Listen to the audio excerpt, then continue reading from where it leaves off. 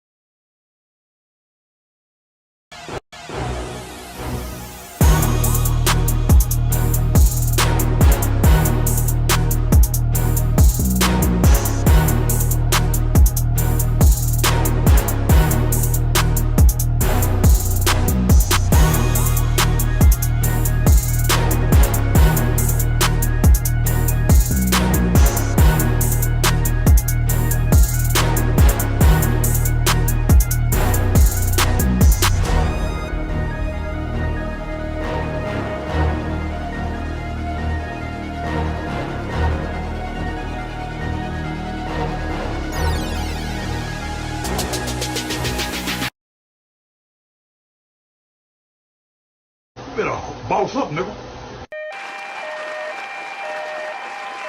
What's going on, everybody? It is Coach Greg Adams back in here with another YouTube live stream. Shout out to the Coach Gang. And that's you. For being in here, being involved, and being active on this YouTube channel. And welcome back to the internationally known Wake Up Show. Part of the Free Agent Lifestyle podcast here on the Free Agent Lifestyle channel. You in here with the Bruce Wayne, it is Ish, the King of Kings, the King of Content, and the Speaker of Truth, yours truly, the Notorious One. A.K.A. Mr. Coachellini, better known as the Prognosticator, Coach Stradamus. And you're in the Desert Storm bunker with none other than EWF. That is every woman's fantasy and the whole fucking show. I'm the CEO, Negro, of Fixes Binds, LLC, the unbinder, the undebatable, the undisputed best entertainment here on YouTube. You can call me Senor Gregorio Graybeard. The ladies love to call me Mr. Third Leg Greg. Was just phenomenal. Also, the man with no trabajo. Yesterday, last night, I was definitely crowned the Mitch Slapper. You can call me the Anointed One. Acknowledge me. The founding father of the Aftercare, the junior college sociologist, the Morpheus of the Mating Matrix, the chocolated Confucius, the Black Moses, the deliverer. Also known, and you learned yesterday, why they call me the man that walks in the spirit of Elijah. I'm the man with more nicknames than anyone in the game. But in case you forget those names, I'm the benevolent monarch. CGA, see God Allah, and I'll be the 14-time demonetized champion of YouTube. Do we have a great show for you lined up today? We have a story out of Atlanta, Georgia. Atlanta. Zone 6, apparently. A young rapper named Young Scooter Never heard of him, but people have heard of him. I think people are familiar with him. A young rapper named Young Scooter dies after a police pursuit in which conspiracy theories were going crazy. They thought it was another cop killing a black man, but apparently, a woman has been arrested for calling in a false allegation. All right, a false allegation. We're still getting details on the case here. A woman has been arrested and a 911 call has been released of a woman saying that a woman was being abused, raped, and assaulted in a house. And it was an ongoing thing, and thus making the police show up on the scene, causing Young Scooter to flee. Young Skeet, causing Young Scooter to flee in a police pursuit, which is inexplicable. Why did he run? But of course, they might have been at a trap house. Causing Young Scooter to run and potentially jump several fences, in which they're saying, I don't know who they are, they're saying potentially he cut into his femoral artery and then he died. All right, all I got to say to these details is, Oh, the humanity. all right, what in the Negro hell is this shit? What the hell? What in the... Oh what in the... God, no way. What in the Kunta Kinte plantation shit is this? All right, this is a whole bunch of plantation Negro shit that we have to break down, but it stems around a false alligator initially. And what it means for men when women call the police on you. What does this mean? I mean, damn, we have the false alligators out here. Okay. All right, a lot to unpack in this potential thing here. And of course, there's not even significant new. I mean, people are already putting out conspiracy theories. They saying it's the police that did it. Where's the body cam footage? But we're going to play the 911 call that supposedly initiated the entire thing. Now, we would have to find out why she initiated calling the police on these particular groups of men at this location and saying that there was a woman currently being abused and held against her will. And why did Young Scooter flee the scene? All right. Goodness gracious. All right. We got that. We got an update on Anthony Edwards. Dumb men around the world are celebrating Anthony Edwards' apparent victory in a child support case, in a child custody case, a paternity case in which he's fighting off several of them. And apparently he has made a lump sum payment or attempting to make this is according to the internet. We don't know this to be true. But apparently the rumors are he's attempting to make a lump sum payment after the child support hearing concluded and the orders were handed down by the judge of a specific amount.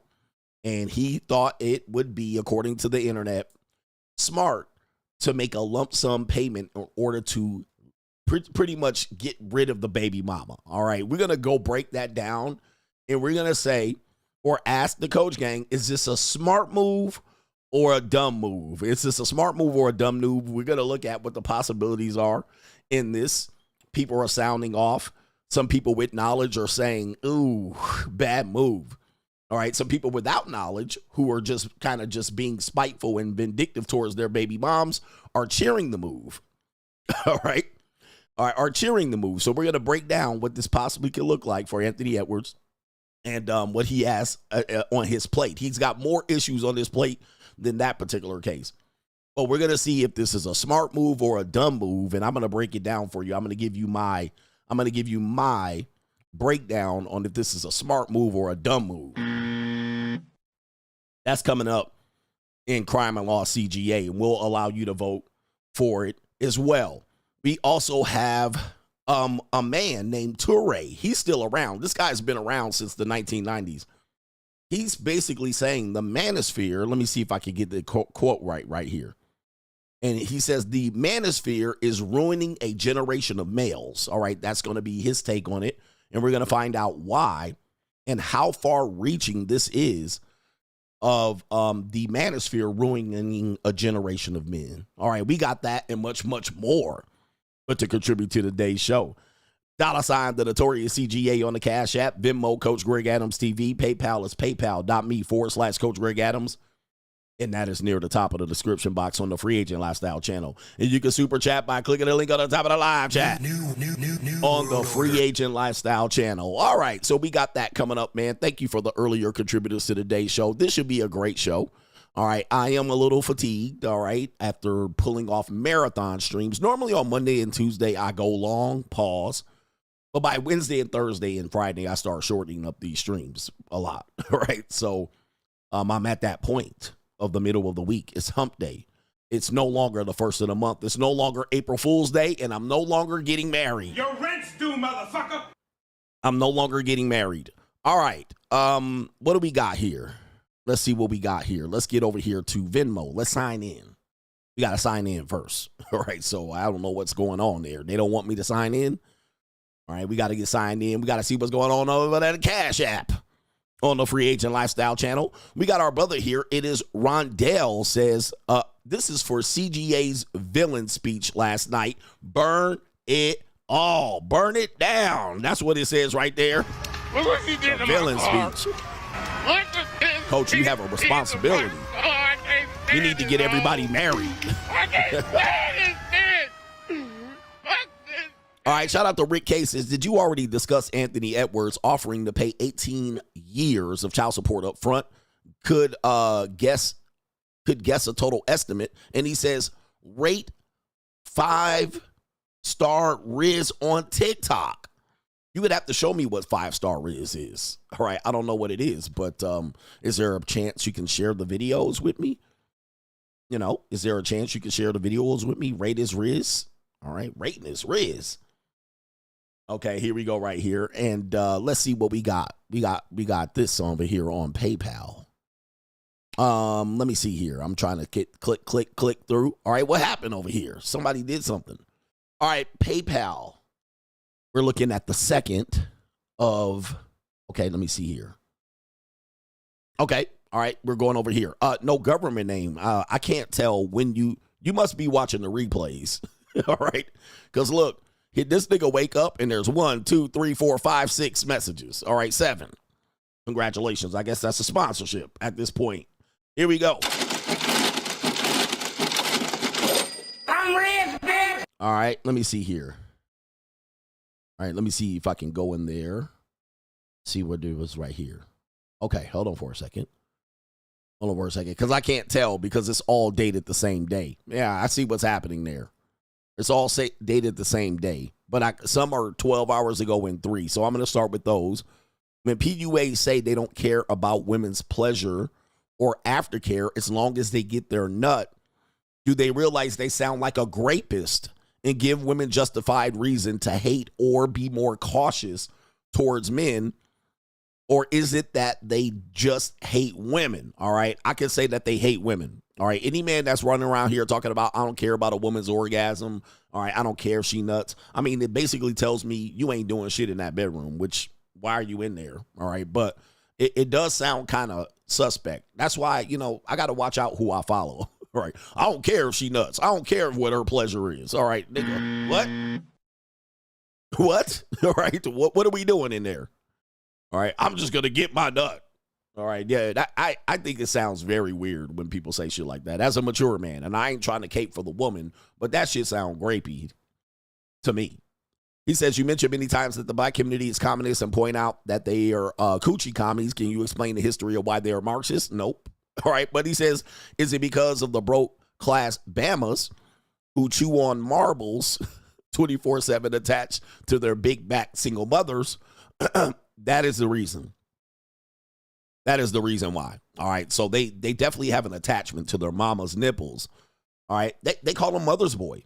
Mama's boys. You ever hear this term mama's boy? It is morphed into the son husband. All right. Which I didn't create. I've heard men say this in the black manosphere for a long time. But I kind of popularized it and used it and then became ever more popularized after that. But yes, people have a definite loyalty and attachment to their mammy. So we got a lot of mama's boys out here, and men have been ridiculed for being raised as mama boys for a long time. My mama. So that's where it comes from, because mama couldn't do no wrong. So typically she's a low common denominator, meaning that she's somewhat helpless and hopeless. She keeps getting pregnant by at least one or multiple men, and she keeps trying to do her best. Thus, when we want to improve the community, it starts with the mammy and all of her Pookie offsprings. Why are men obsessed with finding a woman who likes them for them instead of accepting that everything is conditional with women? I've noticed even new money men have this internal issue, but old money guys don't have this issue.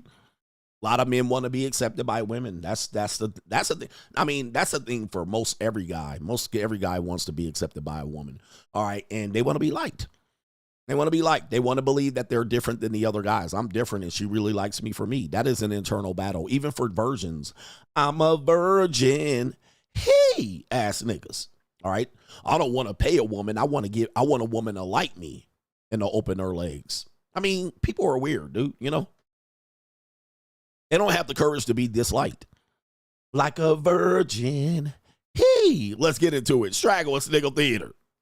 Like, ride with me if you ride with me, you can slide with me if you feel like 550 on the 5 sticky, come get high with me, that's a deal, right?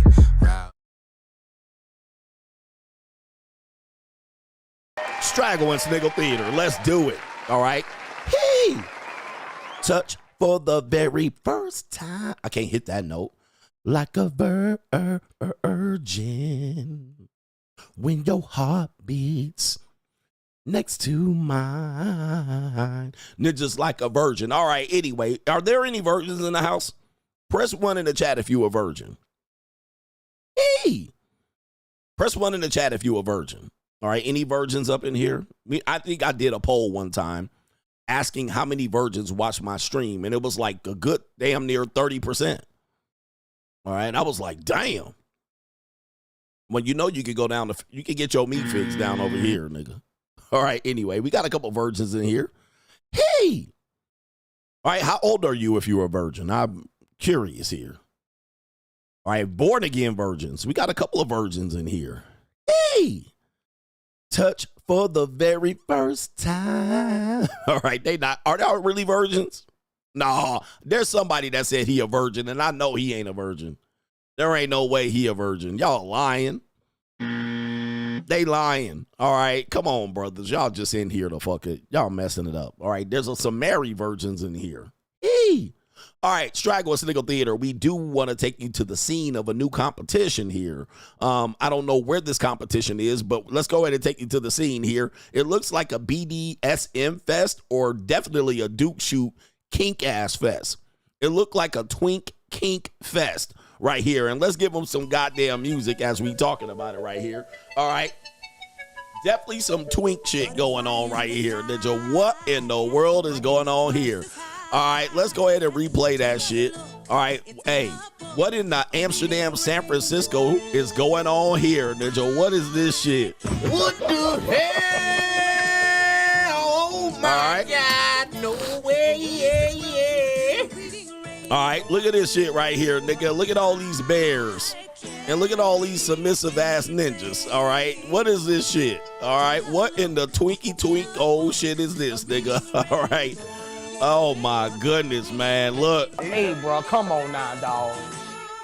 Come on, man. Some of y'all niggas back there in the back. I'm telling you, man. Some of y'all virgins back there in the back. All right, what? And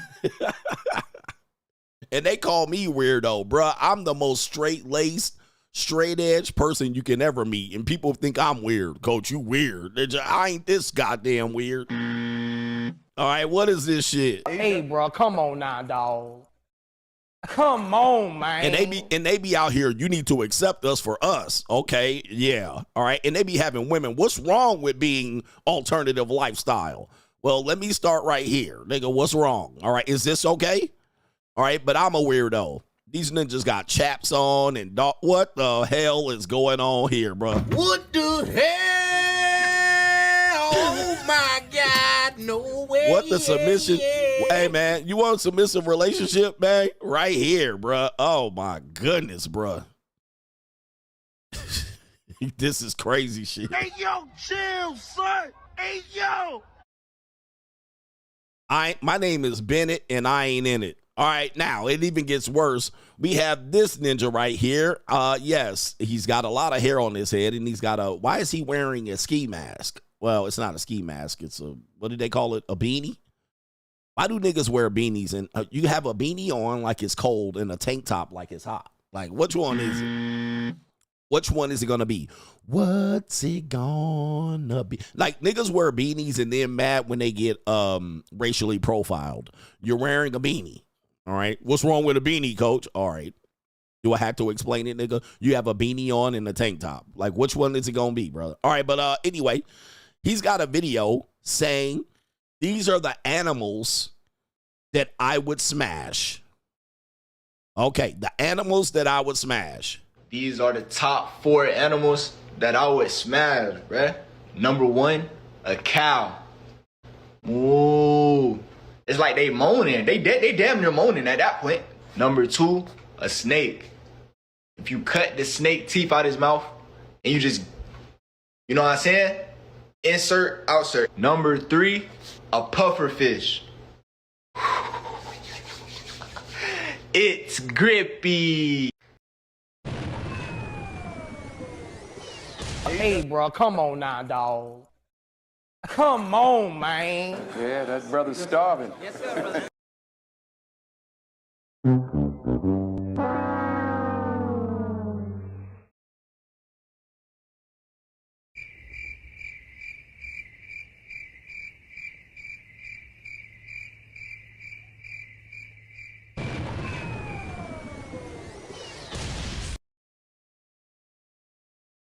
Pookie gets it for free, though. Pookie gets it for free. All right. But, coach, Pookie gets it for free. There's your Pookie. Are you Pookie?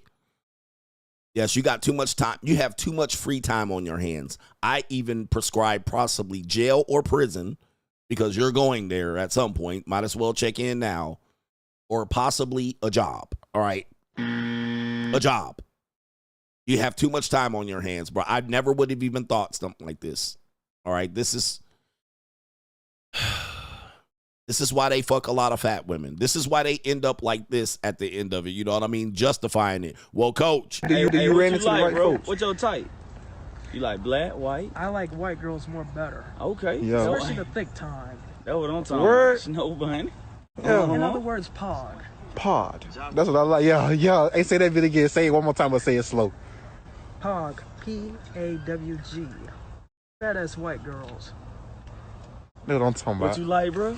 Yeah. I like fat ass white girls, the thick time. Ooh, the yeah. curvy types. Yeah. Those are my favorites. Okay. Yo, that's what I'm talking about. Okay. You fall, fat ass white girl. Fat ass white girl. Shit, I got it, but I You know know what I'm talking about? This, Yep. That's why. That pussy is pussy, coach. Yep, this is why. I told y'all Negroes, y'all the bottom. You are the bottom of the dating marketplace. The American Negro. American Negro. Stay away from me. All right, Straggle Sniggle Theater presses on. We have a woman that says this is how it is to date while homeless. Dating while homeless. All right, here we go right here. What do I tell you about broke dating? Hey, man, been there, done that. Dating while homeless. I'm homeless, and this is how I date. I shower and get ready at the gym, and then I take my stuff to storage since it's not that far. I Uber to and from the date, even though they usually ask to come and pick me up. I don't mention being homeless until the second or third date, but it hasn't been an issue so far. If you have a problem with me dating, just remember I'm homeless by choice, and unlike you, I don't have any rent to pay.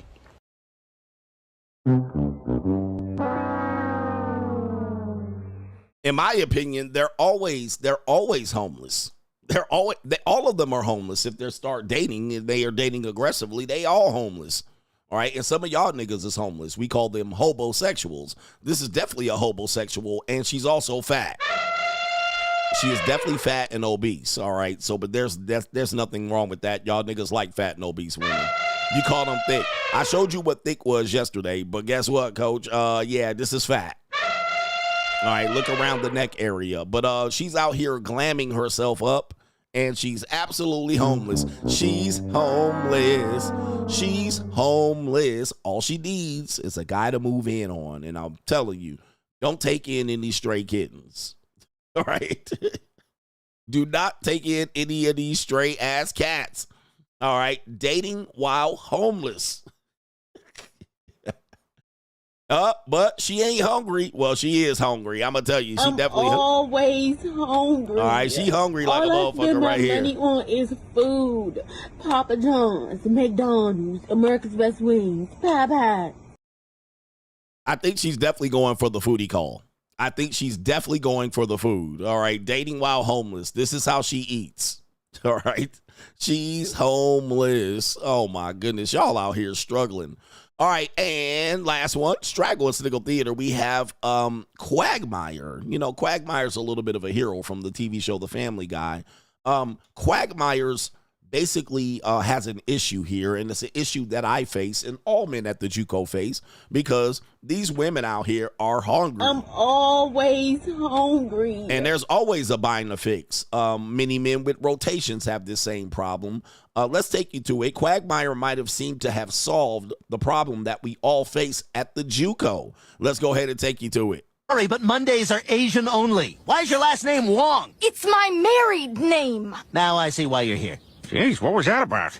Little scheduling mix-up. I'm just so busy, I don't have any time to organize my own life. Wait a minute, what if you had someone to help keep you organized? Chris is looking for work. Maybe he can help you out, be your assistant.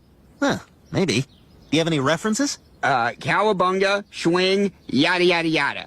Those are pretty good references. You're hired. Chris, could you please get Hannah a thank you basket and schedule her next appointment? I'd like to see her again in 2 weeks. Of course. Mr. Quagmire can fit in you at 3 o'clock a week from Thursday. That works. And you know to fast the night before? Yep. And would you like to leave your panties in the fishbowl for a chance to win a free lunch? Good luck. When are you going to do that drawing anyway? Oh, there's no drawing. I just like smelling the bowl. You know, you're doing a great job, Chris. Why don't you jerk the rest of the day off? Man, this is the best job ever. Sorry. All right, the master of the JUCO right here. And gentlemen, take notes. Gentlemen, take notes. The Aftercare. See, Quagmire pumping and dumping them. He keeping his rotation. He's spinning plates. But he has Aftercare. He gave him a gift basket. I ain't giving him a gift basket. I ain't treating these hoes. I'm not paying for their Uber. That's how you keep the girls in line. I'll see you in 2 weeks.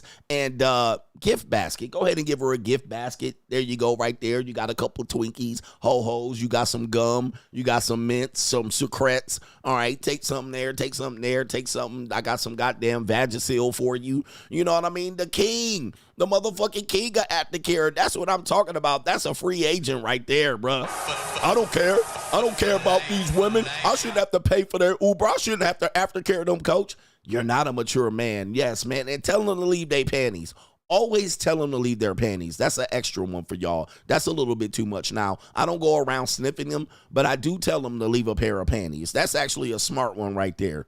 That's a good one. You can't win. All right, get you a thank you basket. Thank you for letting me blow that back out. Give you a couple of fistful of 20s. Give you some cab ride. Go ahead, get home. Baby, you made it home. You don't want no false allegations. You know what I mean? You done got that neck. You done been slapping her face with your dick. All right. You got to send them home with some Aftercare. And we have a little bit of difference with Quagmire and myself. His Ling Ling Day is Monday. But my takeout Ling Ling Day is Thursday. What kind of fuck you give me? All right, I got to have Thursdays as my Ling Ling Day. American people, 8 kind of fuck. Yes, indeed. I have 8 kind of fuck. What kind of fuck you give me? All right, but this is great, man, for you young brothers to take notes. You know what I mean? And I don't need a secretary. I got a calendar, you know. Give them that gift basket, man. Aftercare for the win.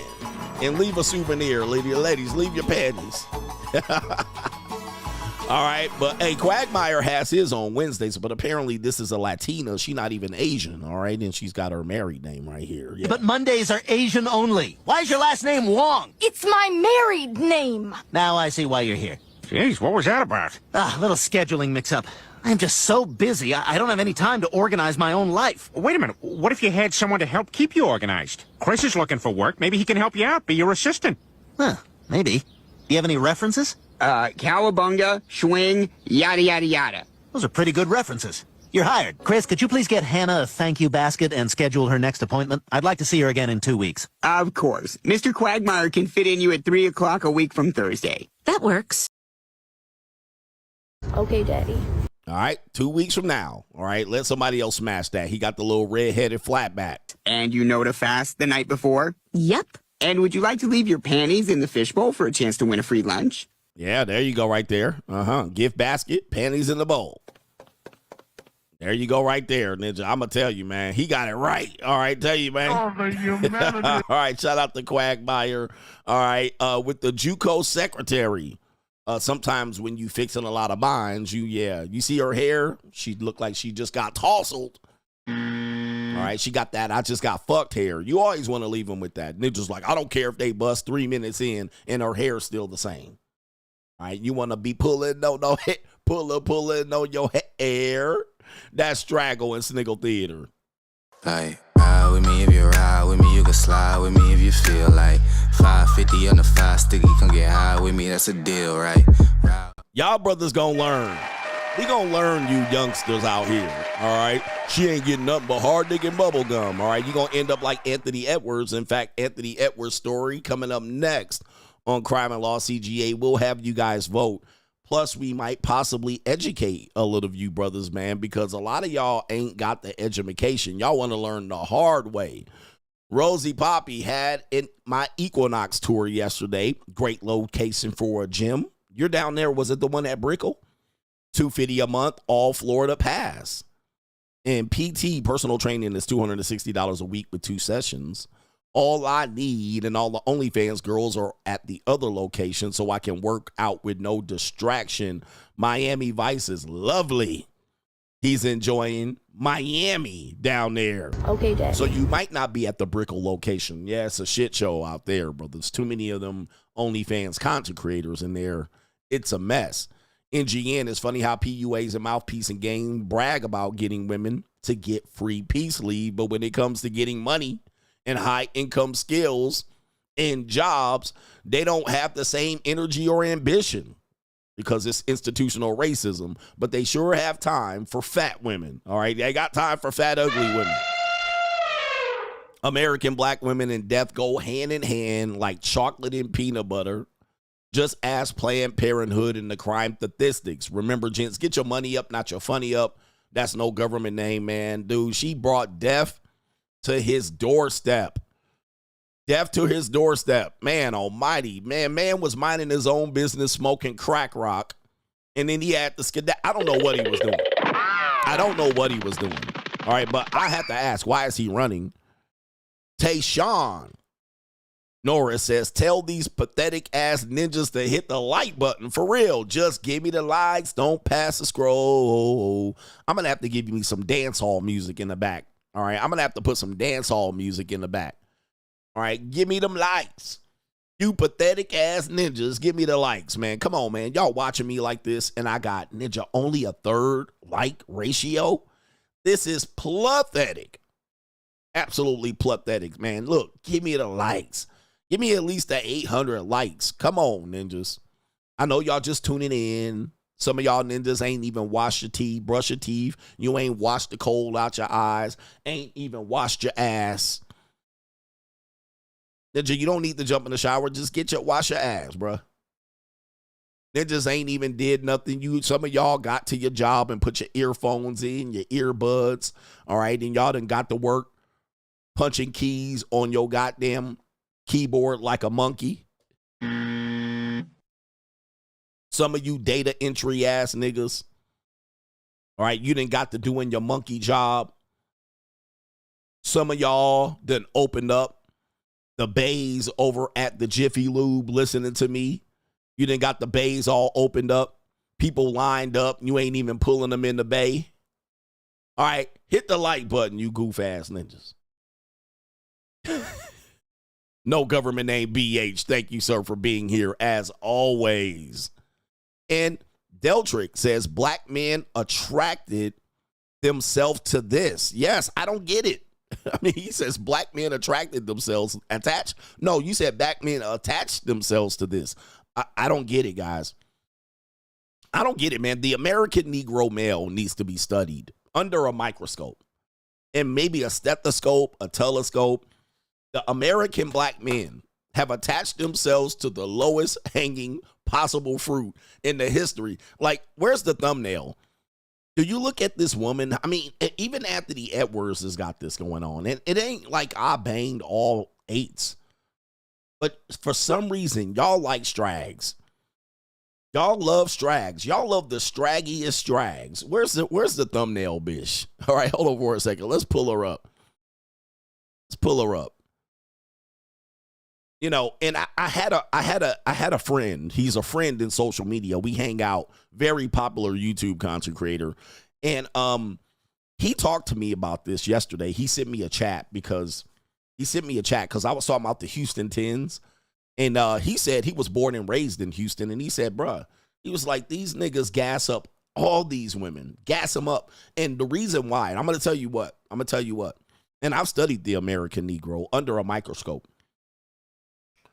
The one thing that these, and let me look at this woman right here. First of all, she has a lace front wig on. Automatic disqualification for me. I don't do wigs.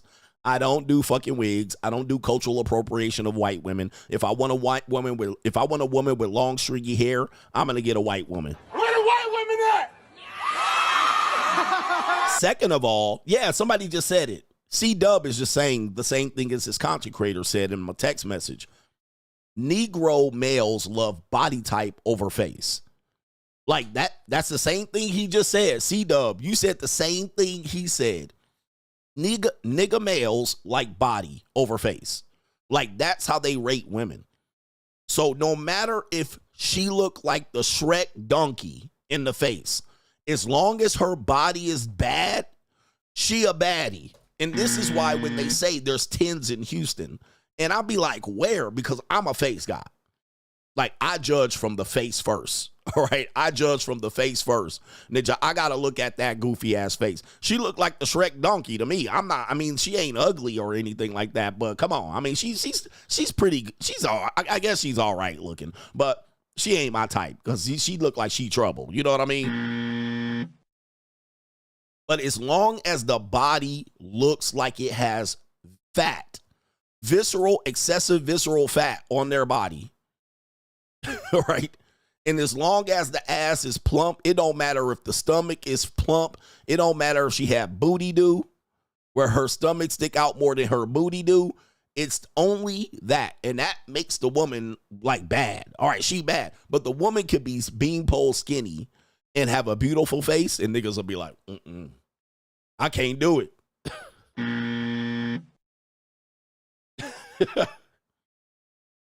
She got ass though. As long as the ass has Laffy Taffy, jiggly fat, she's a 10. All right, body over face. And the same thing what I see with these women, Tiana Taylor, Megan Thee Stallion, these women are ugly to me, man. They ugly, bruh. What's the other name? Angel Reese. These are some ugly ass women, bruh. I mean, listen. Like, soon as I see a picture, the first thing I look at is her face.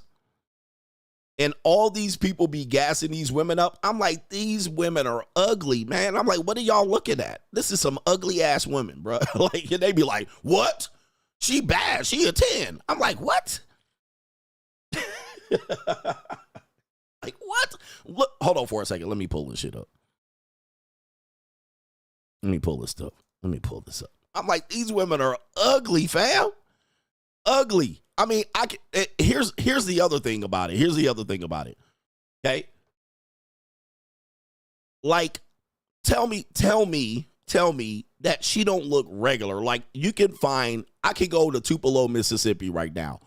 Stand there with my finger pointed out, cover my eyes, spin in a circle. You cannot tell me I cannot find a better looking woman. Just at random. There's 10,000 women that look like this woman in Tupelo, Mississippi. Right. And so when people say they're beautiful, I'm looking like, what are you talking about? I don't see it. And then they're like, but her ass though. I'm like, well, I'm not an ass guy like that, so I don't get it. Right? Anyway, I don't get it, man. Like, come on, man. What? I mean, I don't know, man. Y'all got to leave the South. Y'all niggas got to get out the South, man. That is an ugly woman to me. I mean, she's not even attractive. She's not even attractive. Like, she's a butterface. All right, anyway, but here's the thing. Here's the thing. The reason why, and this is where I'm going to give y'all a little bit of it. Most of y'all are body over face. Body over face. Like, that's what it is. And then when you start looking at visually pleasing aesthetic women, like aesthetic white women or women that have other races that have a beautiful face and their body might be regular, all right, they'll be like, oh, okay, I guess you all right. She ain't my type. He said ass is better than face. Yeah, man, listen. All right, judging from the way you guys reproduce and the ugliness of your community, yes. That's why y'all look the way y'all look. Because y'all too busy reproducing with ass women. But everybody look like, hold on for a second. Y'all too busy. Y'all need to reproduce on face, nigga. Y'all need to stop reproducing on body. All right. Y'all need to start reproducing on face. I heard guy say she fine. What? What? She fine. Where? Where, nigga? Where? Just tell me where. Where? I mean, what? That woman is incredibly below average in the face. There is no way. She looks slow, man. This woman looked like she's slow. All right. She definitely went to school on the short bus for a significant amount of years. Where? All right. Yo, we got to stop, man. We got to stop. All right. But what it is you just have a fetish, right? For ass, booty meat. All right. I get it. I mean, but we just got to stop and qualify it. Just say you just a starving ass nigga for booty meat. You like booty meat. You like booty meat. Just say I like booty meat. I mean, you say you like booty meat. I'm going to just tell this. But this tells me. Hey, yo, chill, son. You know what it tells me? Yo. You know what it tells me? It tells me exactly why y'all niggas are suspect. Because if you saw a man dressed like a woman with a fat ass, that means y'all niggas will fuck that too. Come on, brothers. Hey, yo, chill, son. Y'all niggas are suspect. All right, anyway. Sheesh. Y'all suspect ass ninjas. Anything with fat. That's why y'all be in jail gay for the stay ass ninjas. Oh, well, I'm gay for the stay. You understand, coach? You understand it was thick. Nasty ass ninjas. Y'all some nasty ninjas. All right, anyway. Well, that ass though. That ass though, ass ninjas. She got ass though. Suspect ass ninjas. All right, anyway. Let me see here. All right, I think I got NGNs, all of them. Yep. All right, and most of your messages definitely belong at the end of the stream or the middle. Let's see here. Okay, yep, I got that one already. I think I got them all. Get them all, baby. Yeah, and I ain't gonna call the ninja out again because y'all gonna then tell me I'm hating. But I'll pull up the clip of him saying this shit, and I'm like, yo, bruh. The ninja said, hey, who said this? Just so y'all don't think I'm hating. All right, because y'all gonna think I'm hating.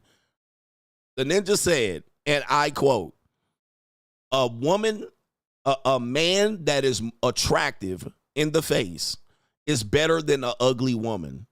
Who said that? Just so y'all don't think I'm hating, I heard it with my own motherfucking ears. I saw it with my own eyes. A man that is a transgender woman, I think that's what they call it, who's attractive is better than an ugly or moderate average woman. Who said that shit?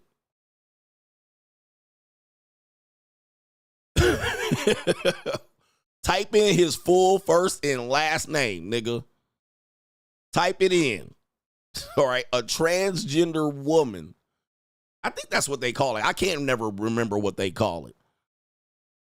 Y'all, look, no, type his name in first and last, like y'all niggas type his name in when y'all want to celebrate him. Don't just say his last name. Say his whole motherfucking name, just so you can see it. Look, y'all don't want to say his whole name because y'all embarrassed. The nigga said that, man, bro. I was like, man, hell no, bro. Say his name. Nah, it wasn't me, nigga.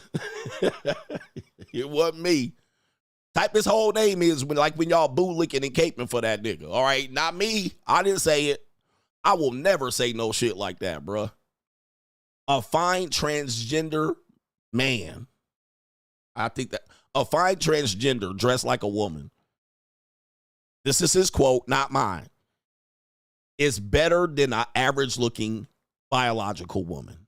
Ninja, hell no. Hell no.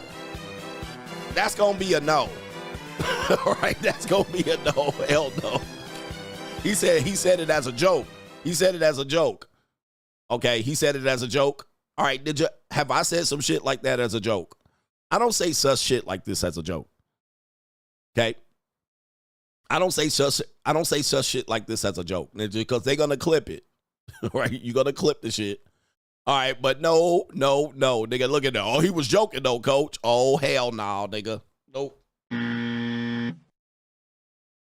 And let me tell you, yeah, shit like that ain't funny. That ain't no funny ass joke. All right, that's a horrible joke.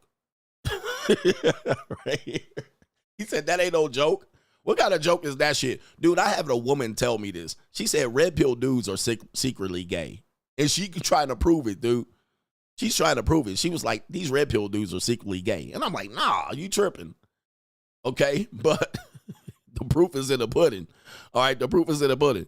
All right, no way, bruh. I ain't no, nigga. No, that is not a joke.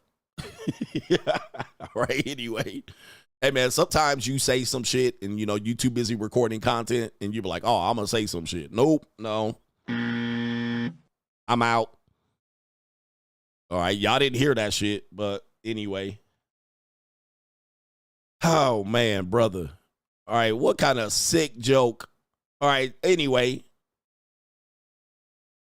Shout out to our brother Martin Muhammad says, Coach slapping the community with the Lenny Kravitz singing American Negro.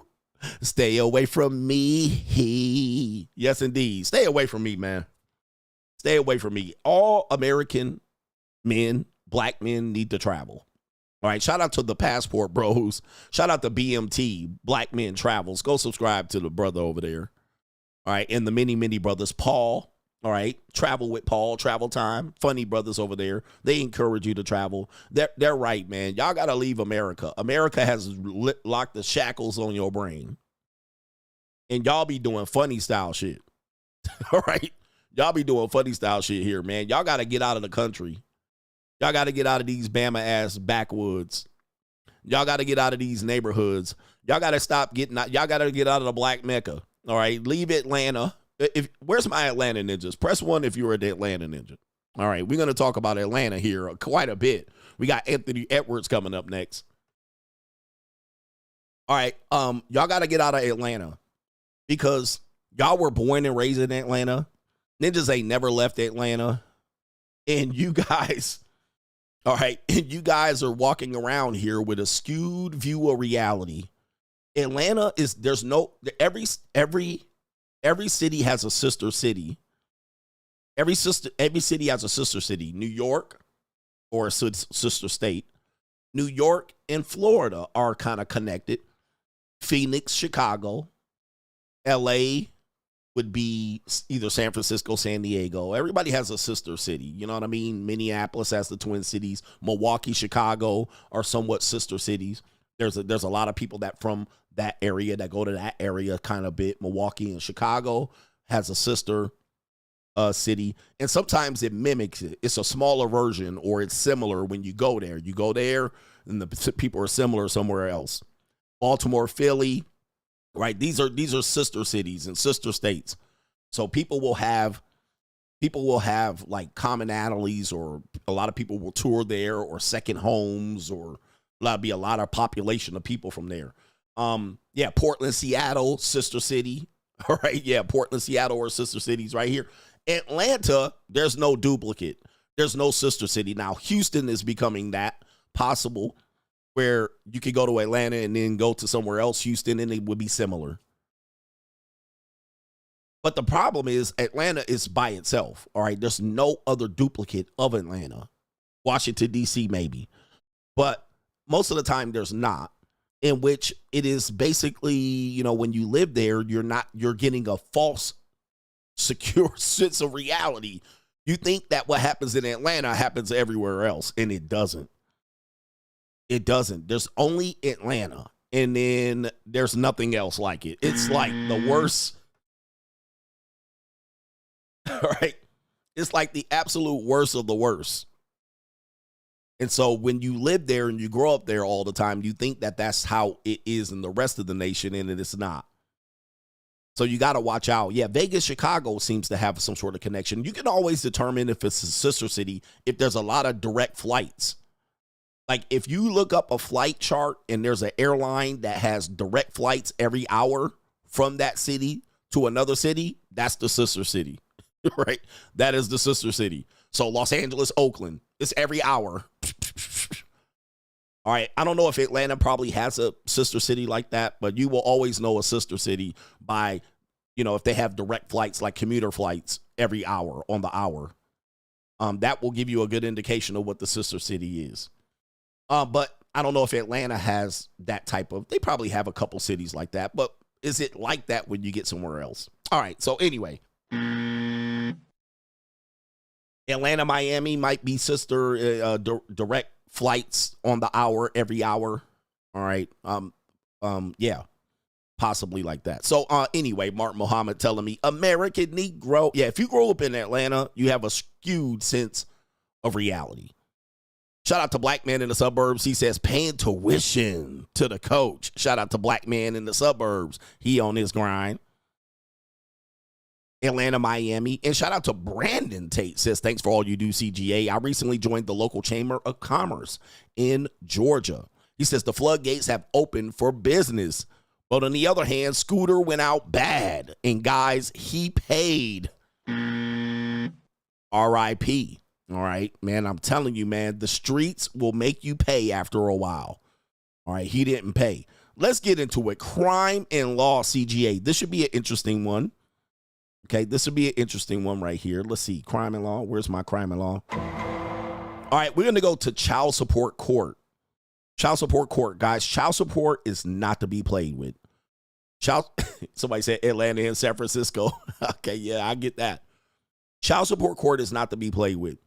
Do not think that you have any advantage over this system. This system basically has no laws.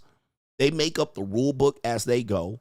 They are not governed by the judicial branch in America. They're somewhat judged by the using the legislative branch or the executive branch, where they have their own rules.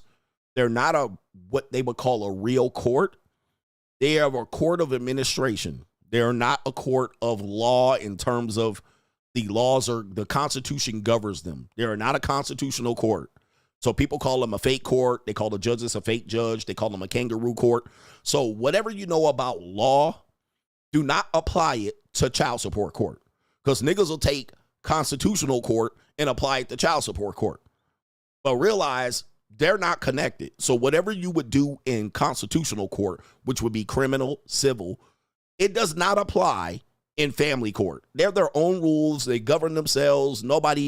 They have their own jurisdiction and no rules. And if there's no rule, they'll make it up. Okay. They'll make it up on their own. So before we get into that, that's going to be important when we get to Anthony Edwards.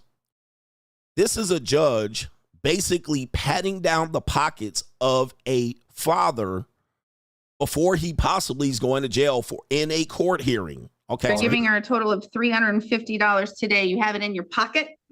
I do. You just walk right over and you hand that to Miss Vogt right now. Do you have anything else in your wallet? Yeah.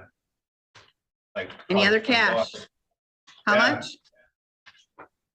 Enough for gas for the rest of the week to get my daughter to school. How much is it?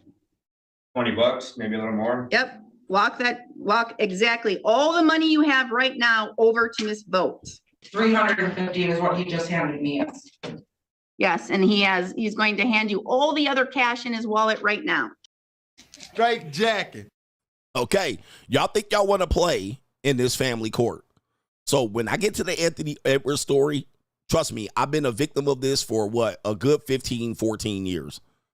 I want you to know that I'm knowledgeable about this. I'm not knowledgeable about everyone's case, but I know how corrupt and fucked up the court is.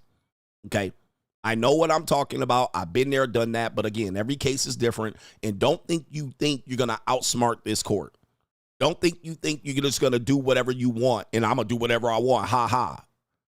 They will fuck your ass up in this court. All right. And they will feel no pain. If you think you want to play with them, go play with them.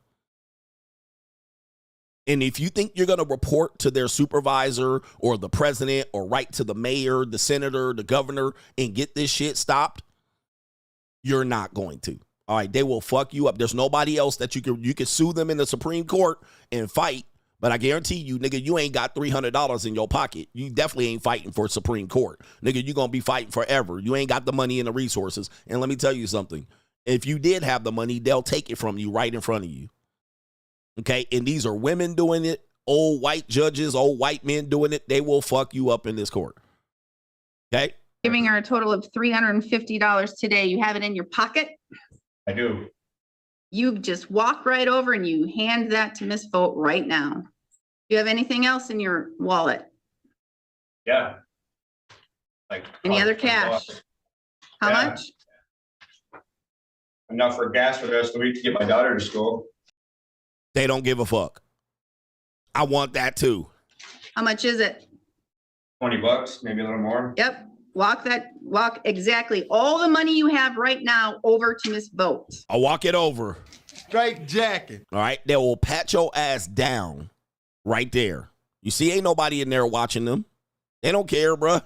350 is what he just handed me. Yes, and he's going to hand you all the other cash in his wallet right now. Right now. Straight jacket. All right, right now. All right, and if you don't, just know they're going to put the bailiff on your neck, and your ass going to miss work tomorrow. You're going to miss work tomorrow. With that being said, I had to show that to set this up. There's a lot of things that happen in these courts that you guys don't know about. Plus, when these guys come out, nobody cares. They're going to be like, you need to take care of your kid. All right, the kid deserves. You need to be in your kid's life and you need to pay. All right, and so when you're a part of these court orders, you guys think that, oh, it's just as plain and simple. Oh, here's an order. I follow it, kiss my ass, wipe my ass, wipe her ass with the money. Fuck you, I'm done. Trust me, I've been a part of these cases. Now, when we talk about this next one, this is going to be important. Apparently, there is a viral meme going on that is suggesting that NBA basketball player Anthony Edwards made a historic move by paying off $1 million, okay, $1,080,000 in child support all at once, covering 18 years worth of payments. And then the meme says, of course, some of these memes are fake news, but of course, I think the media is reporting on this, so we're going to talk about it. That's $5,000 a month, but he decided to settle it up front. The message is clear. Quote, don't ask me for a thing for the next 18 years. Now, I'm going to put the vote to you right now before we get into it. So I'm going to start a poll for you guys to sound off on this one. Is Anthony Edwards smart or dumb for this move? All right. Smart, dumb are the options. Okay. Smart, dumb are the options. All right. The poll is live right now. You see it, and I'm going to read it again. The woman in this case, and I'm going to explain the case to you. And we don't know this to be true, all right? But I'm going to just show you that this is going around the internet. Some men are celebrating this. Oh, smart move. Fuck that bitch. Don't ask me for nothing for 18 years. Or is this a dumb move? He doesn't know how child support works. Okay, and then we're going to go through it. Again, we don't have all the details. Please don't compare these to other cases. All right, but we're going to use other cases to see if this is a smart or a dumb move. Okay, so now let's give you the details of the case. The case, I believe, is this one, and the woman's name is Aisha Howard. Okay, and it says the ongoing legal dispute with Aisha Howard, an influencer known as Little Miss Golden, centers around their daughter, which the daughter's name is Aubrey Summers Howard, taking the name of the baby mama. And the daughter was born less than a year ago. Less than a year ago. So October 2024. So this is a new child. And by the way, just so you guys know, he is fighting several women. Several women. All right. For paternity lawsuits and children. It's up to 3, but I'm sorry, it's about 3, but it could be more than 5. All right, more than 5 women. Because there's a case there, and he already had a child by one of the women right here. So he has several cases, all right, of these women right here. Okay. And it says Edwards filed a paternity lawsuit in the state of Georgia, confirming paternity through a DNA test in December 2024, which was less than 4 months ago. And it says, but he expressed no interest in custody or visitation. Oh my goodness. All right. No, he doesn't want any custody or visitation. He's basically saying, I wash my hands of this woman and child. So it does go along with what we see in the meme. He wants nothing to do with the woman or the child. And then it says right here, Howard, on the other hand, filed her case in California. You already know what that means, leading to a jurisdiction battle. Okay, so she might have had the baby in Georgia, moved to California. Edwards alleged Howard moved to California to secure a higher child support, a claim she denied, presenting a driver's license and a birth certificate to support her move before the child was born. So the child's being born, the woman, I think she moved to California, obviously, for a better case. California is the worst child support, but Georgia is not that better. All right, Tyrese has proven this. All right, Tyrese thought that, Georgia would be better if he would pay a lower amount and than he would in California. Tyrese's ex tried the same thing, tried to do a case in California. It got moved back to Georgia. All right. Then it says, the court ruled in February 2025 that California lacks jurisdiction for child support. So that's a win for him, shifting the case back to Georgia with the scheduled hearing on March 20th, 2025, which was last week. In California, for custody and visitation, it says right there. Wait a minute. Hold on for a second. Okay, so let me get this straight. California lacked jurisdiction. They shifted the case to Georgia, and there's a scheduled hearing in California for custody and visitation. All right, which he's saying he wants no custody or visitation. This case highlights the tension between state laws and financial implications, with Edwards' lawyer arguing Howard's actions were a bad faith attempt for financial gain. Okay? Okay. So there you go. Oh, you didn't see it, but that's what I was reading right there, which, of course, we know women do that. That definitely is going to be the situation where she just ran it over there. I'm going to go over here. And then they're like, she's trying to collect more money, which she would have got way more money in California. They shipped it over to Georgia, which Georgia does not have a cap in child support. They don't have a cap. There's no cap in child support. However, this move right here, and this is just an opinion piece based on experience and knowledge that I have. I tried to get in contact with the lead attorney on this one, but the lead attorney is definitely going through some things. We want you to definitely be back in good health. I haven't seen him much on YouTube, so I tried to get him in here on this one. Okay. But what we hear is that according to the case, I'm a little confused because they said there's a custody and visitation in California, but the child support case is in Georgia. The order was for $5,000 a month. Okay, the order's for $5,000. What he did, and possibly with his lawyers, I don't know who he did this with. He said, drop in the bucket. Drop in the motherfucking bucket. 2 tiers in the bucket, motherfucker. Okay, I'm just going to pay it off now. So let me get out the calculator. That's $5,000 a month. That's 12 months. We looking at 60. So let me just go ahead and forward that through to 18 years and write the check.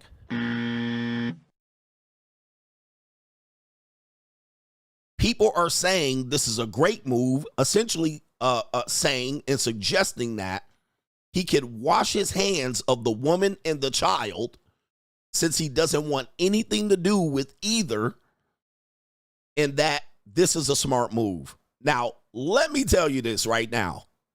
From what I know, my history, the history with this court, what you saw in the previous video, what jurisdiction is, what Georgia's state law seem to be, what child support means in California. This is a dumb ass move. This is a terrible move. This is dumb. Now, if you said this is smart, please tell me in your synopsis, your summation, that, and tell me you've been a part of child support. Because if you've been a part of child support and you said this is a smart move, you will know that this is not how child support works. Let me go back and show you just a clip, just to back my shit up real quick. A total of $350 today. You have it in your pocket? I do. You just walk right over and you hand that to Miss Vogt right now. Do you have anything else in your wallet? Yeah. Like any other cash? How much? Enough for gas for the rest of the week to get my daughter to school. Let's talk about what child support is. Child support is not part of the constitutional court, meaning that it is a lawsuit, part of the administrative court, and it is not like a traditional lawsuit in which you get a judgment or an order and that's final. Okay, that's number one. These are 2 different things. So if you have a case in civil court and the judge says you owe this in civil court, you can pay it up front. You can pay however you want. You can set up payment plans and it's a final judgment. It cannot be modified after that. You can make more money after the fact, after the judgment, and they cannot come back and get you in the civil judgment. In a child support case, the case is open. The judge gives an order, but that doesn't close the case. The case is closed whenever the age of majority is in that state. So it could be 18 in Georgia, 18 and graduated from high school in California, up to 21 as long as the kids are in college and lives with the mother, custodial, up to 21 in New York. Whatever that is, the case remains open, which means in effect, the case can be modified. The child support order can be modified at any point during when the kid is a minor. So the only thing that can make this case change is an extreme change in circumstance. The non-custodial has an increase in income. You can change the case. There's a change in custody. So I had no custody. Now I have 80% custody. That changes the order. I can go in and modify it. But he's advanced money for her, assuming that he will never see the kid again and never see her again. The case remains open. When you get a divorce, it remains open until you die. A child support case remains open until the kid reaches that age of majority. So let me start right there just to explain that that's how it works in Georgia, which means in effect, if Anthony Edwards makes more money within the next 6 months to a year, he goes from max contract to supermax. And I looked it up. He is at the supermax right now. He received the max extension that extends him to the year 2028 and 2029. What do we know? Well, the child will not hit the age of majority until the year 2043. 2043, 2044 with some quick maths, which his income could either go up at that point or go down. If he retires, is injured, the income goes down. If he continues to play 5, 10, 15 years, whatever that is, his income is set to increase. And all she has to do on any significant increase in income is go in and modify the case. He gets new money. All right. Or let's say he has 5 more children. He can modify it and say, I can't pay that much. My income's gone down. I've retired and I have 5 more kids to feed. All right. So he can modify the case. Now you're going to say, Coach, what would you have done? Even if you have the money, right? Even if you have the money, why would you front her money? Let me explain it like this. If you're in a war and he's obviously in the war, and yes, if he's paying it through child support system, they can modify it even outside of the woman. So they could be looking and say, he makes way more money, let's modify it. But look, let's say you're in a war, which he's clearly in a war. Do you front your enemy money to fight you? Or do you squeeze them resources? Do you restrict their resources? So the order was $5,000 a month. I would have gave her $4,985 a month, just enough to fulfill the order. Why would I pay her money when she's obviously fighting me legally and there's an open case in California? Why do I front her money to pay legal fees to fight me? Like,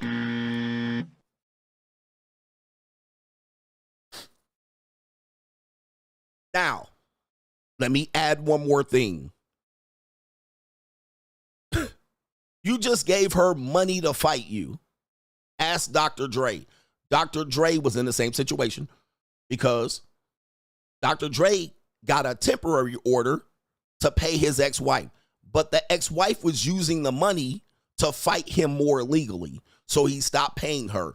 Then she went to court and said, he's not paying me the temporary order, which they forced him to pay it, and she still used the money to fight the case. Okay.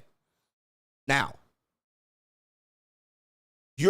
for anybody saying this is a settlement, this is where you're wrong. You cannot settle child support technically.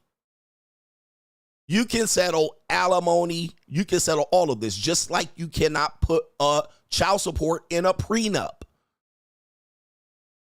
You cannot put child support in a prenup. Tell me why you can't put child support in a prenup. Why can't you put child support in a prenup? This is why I'm trying to tell y'all, you niggas are dumber than dumb. And this move is just to spite the baby mama. This move is just to spite the baby mama. Bitch, all right, I only got $5,000 a month. Okay, I'm going to wipe my ass with this money here. Drop in the bucket. Why can't you put child support in a prenup? Because the child support is technically the child's money. It is not the baby mama's money. Why then can't you settle a child support case? Because he would have to settle the child support with a 4-month-old child who cannot negotiate on their own behalf. I know the baby mama's getting the money and the baby mama's supposed to support the child on it, but the child can't negotiate on their own behalf. Thus, they use other people to negotiate on their behalf. So if you settled the case with the baby mama, that's the wrong person to settle with. You have to settle it with the child. In which case, nobody ever can settle the case with the child. The child can't argue for themselves, so they have other people, the baby mama, the child support system, lawyers, argue on their behalf. Since that's the case, you can't settle. If somebody said somebody put child support in this prenup, guess what happens? It's okay until there's a divorce. Now, when there's a divorce, good luck arguing that shit. Right here. Good luck arguing that shit. You can put whatever the fuck you want in the prenup. When that shit goes to court, let's see what happens. Let's see what happens. So you say he settled this case. I say he didn't. How you settle a case with a 4-month-old? How do you settle a case? And then what if the kid, and this has happened, what if the kid says, hey, I got screwed. I'm 21 years old. I was entitled to more money, but you guys settled the case and it screwed me over. Jerry Jones got that. Thank you. You got somebody just hit me with this. Jerry Jones's child, who was over 21, did that exact thing. She came back and sued the mother and the court and Jerry Jones, saying that you guys negotiated a deal for my money that was unfair for me. Thank you, sir. Who said the Jerry Jones? I was just about to bring that up. And I don't want to use too many people's cases because every case is different. Every case is different. Every jurisdiction is different. Every state is different. But Jerry Jones's adult daughter said y'all negotiated because the mother made a deal with Jerry Jones. The mother got the money, spent it, and then the daughter had nothing. So then the daughter said, hey, that was my money you negotiated. That was my money you spent. She went back to the court and said, y'all owe me money. That was my motherfucking money. And Jerry Jones had to pay up. Now, somebody's going to say, well, 50 Cent, mother tried to modify, and she got rejected. So when the mother settled and 50 Cent paid, the mother tried to modify when he made more money and she lost. What was the difference in that case? What was the difference? Well, 50 Cent filed for bankruptcy, and whatever he was getting paid through other companies and distribution, and it went to trust and all of that shit. He filed for bankruptcy at his peak income, which was a legal maneuver against the mother increasing the child support. Now, Anthony Edwards is not 50 Cent. He's not a rapper. He's a basketball player. Anthony Edwards plays basketball for the Minnesota Timberwolves in the NBA. They pay Anthony Edwards. They don't pay Anthony Edwards Trust to play basketball. They don't pay Anthony Edwards LLC to play basketball. They pay Anthony Edwards to play basketball. And thus, if they get caught up in trying to hide who they're paying, them people, the NBA and Minnesota Timberwolves, will get sued. They will violate tax code, tax laws, all kind of shit. Social Security code. They will violate every fucking rule in the book. And corporations will not pay a trust account for a nigga to dribble basketball up and down the floor. Now, 50 Cent, he can hide his money through all this shit and get paid through a business when he jump up on there in the stage and rap. All right, so he can hide his money like that. But Anthony Edwards, that nigga playing basketball, and everybody can see clearly who playing. A trust account ain't playing basketball. All right, a business, a LLC ain't playing basketball. He playing basketball. So everybody's going to assume that he's the one getting that money when he dribbling basketball. He an employee. He's not a business, right? So he can't be hiding that shit. The Timberwolves ain't going to play his business to hide the fact that they ain't paying that nigga money. Everybody know he a W-2. All they got to do is ring that shit up. So these are two different things. He can't pay his mama the money. All right, everybody know he the one dunking the basketball. All right, this is America. Dude, the IRS, the tax code, everybody will be on the Timberwolves' ass if they don't pay Anthony Edwards the money. Okay, so they're going to have to pay him, bruh. They're not going to pay no trust account. Yeah, people can get disbarred for that shit. That's committing, dude, the organizations themselves will be committing major crimes by trying to hide who they're paying for money. So he's going to get a check, and that check is going to be on his W-2. And then all of that shit going to be reported, and so he can't hide that money. Okay?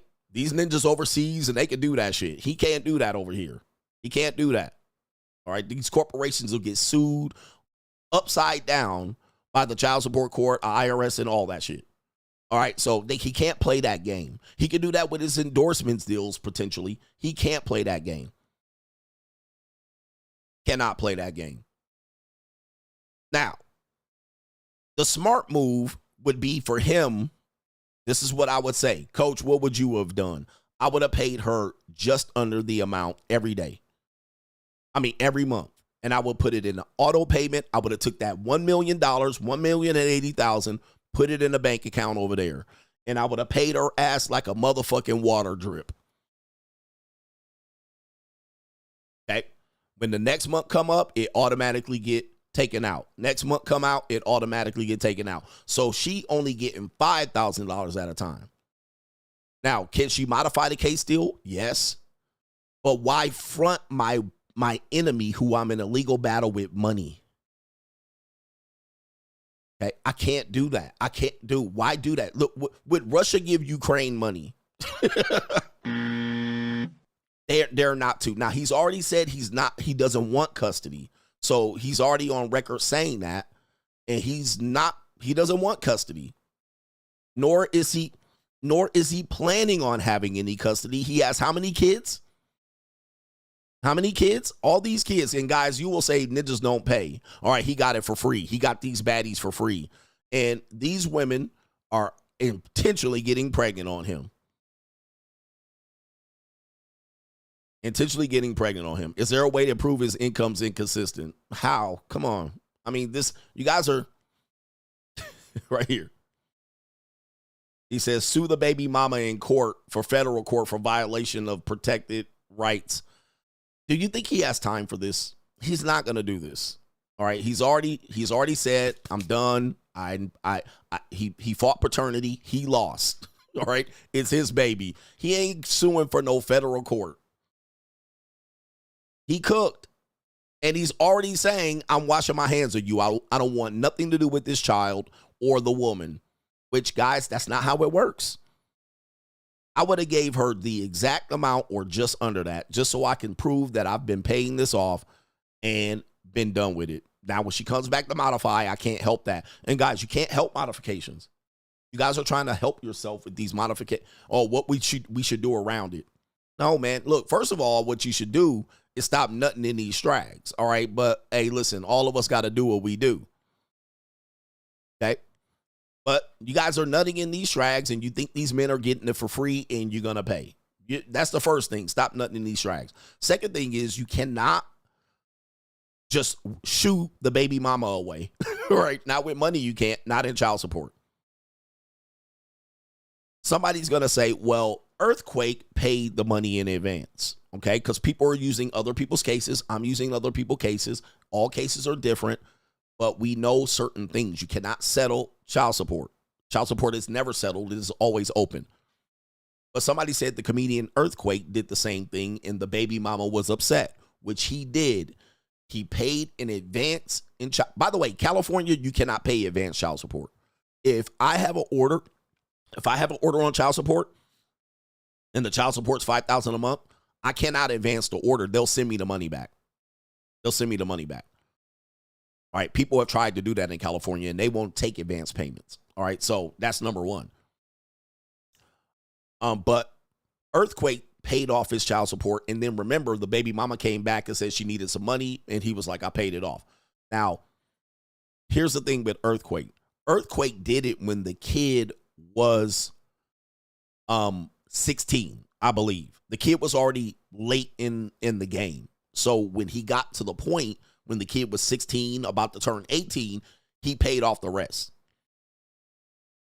That's different than Anthony Edwards. He's paying off 18 years in advance. Earthquake paid it off right when the kid was 16, and that means there was less moves for her to make at that point. There's less modification.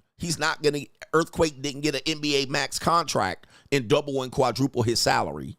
His salary probably stayed the same. There was probably no more time to modify it.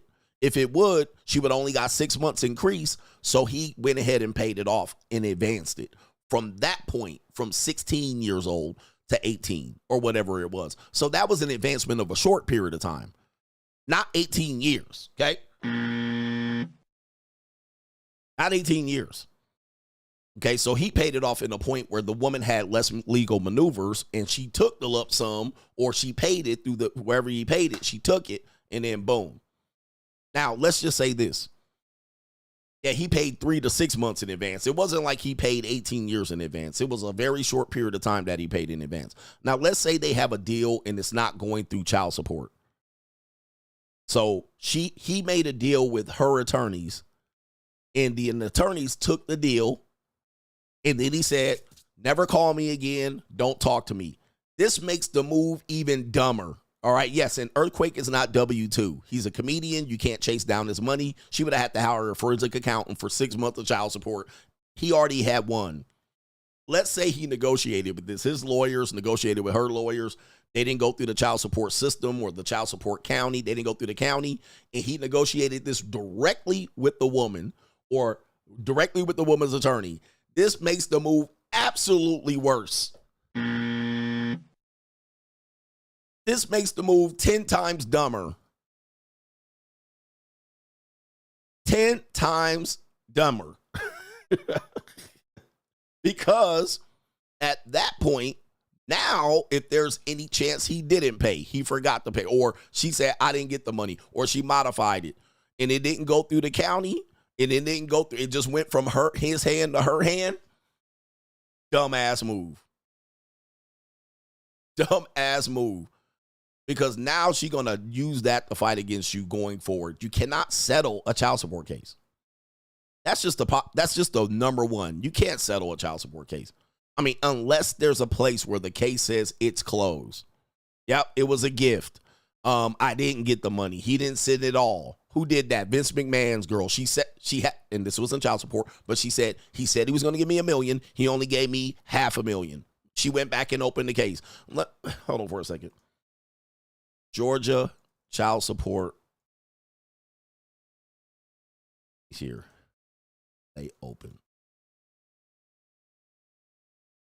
Let me see here.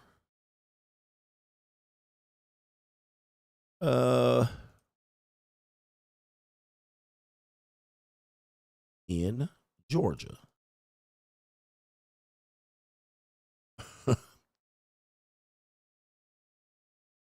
Okay. This is the AI.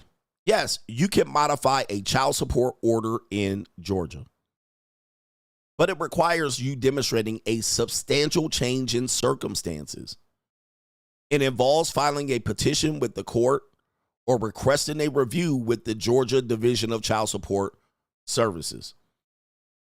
So when people say this is a lawsuit, the judge made an order, the order's final, it's false. It is false. It is not a final order. The order remains open until that child reaches the age of majority in that state. Okay? And what are a significant, substantial change in circumstances? Number one, a child support order can be modified if there's a substantial change in the circumstances of either parent or the child, such as a significant change in income. Significant change in income, job loss, or the child's needs. Let's just say Michael Strahan's case, and I hate to use other people's cases. Michael Strahan's case, he had an order. She spent up all her money. The children turned 15 and 16. He had an order back when the kids were 5. But he had a change in income where the kid he went from football player to ESPN to Good Morning America. She took his ass back to court. She took his ass back to court. Why? Because he has a significant change in income, and the kids have a change in need, which their change was they're taking horse riding equestrian lessons at 15 and 16. Guess what? He took that L. So if he would have paid in advance his child support, well, by 15 and 16, there was a change in circumstance, which made her take him back to court, and she won. He had to come up with a new agreement, and he had to increase his child support. Okay, so this is what we're talking about here. A job loss. Let's say Anthony Edwards loses his ability to play. All right, he could go back in there and modify it, but really what's the point when he advanced her the money? Okay, so modifying it for him wouldn't help. He already paid her off, okay? And then the child's needs. What if the kid becomes special need, injured, autistic, any of these things?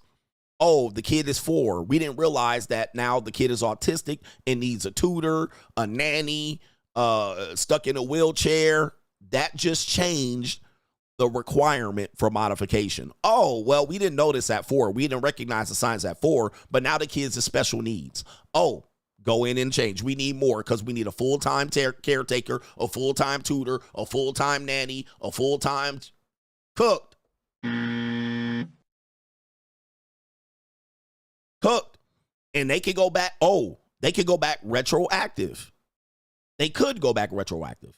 Oh, I filed the case then, but it took 2 years to fight, but we settled it 2 years later, but we're going to go back 2 years as Tyrese. And it says right here, how to initiate a modification. File a petition with the court, request a review from the Department of Child Support Services. But there's a 2-year rule, meaning you can't file a petition to modify child support more than once every 2 years unless there's an emergency. So every 2 years, she can go in and modify.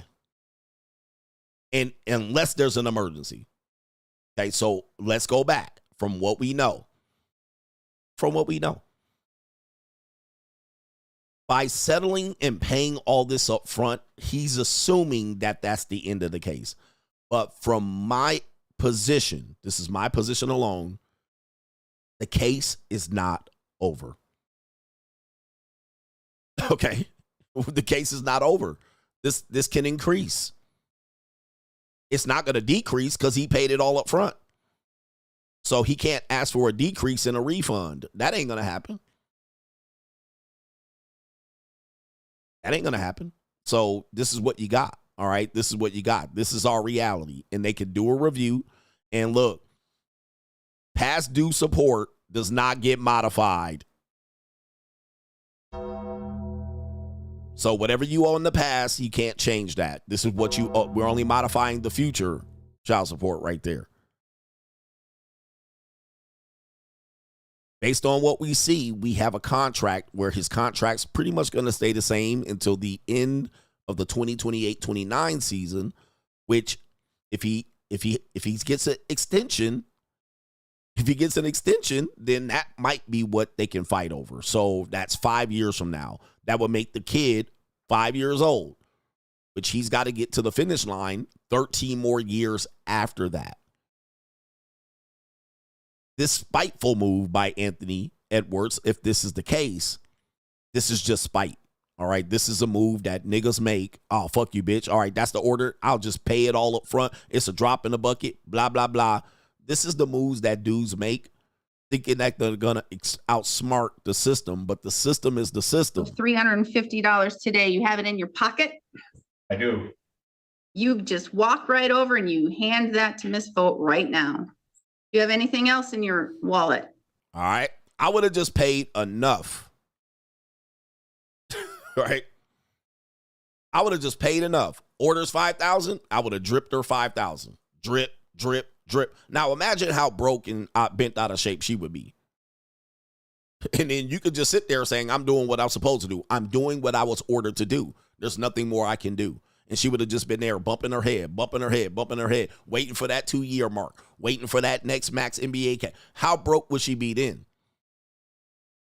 She would be super duper broke. She'd be fucking assed out because she probably was looking for $60,000. She would be assed the fuck out. But you handed over $1 million cash to her? Nigga, please. You gave her second life.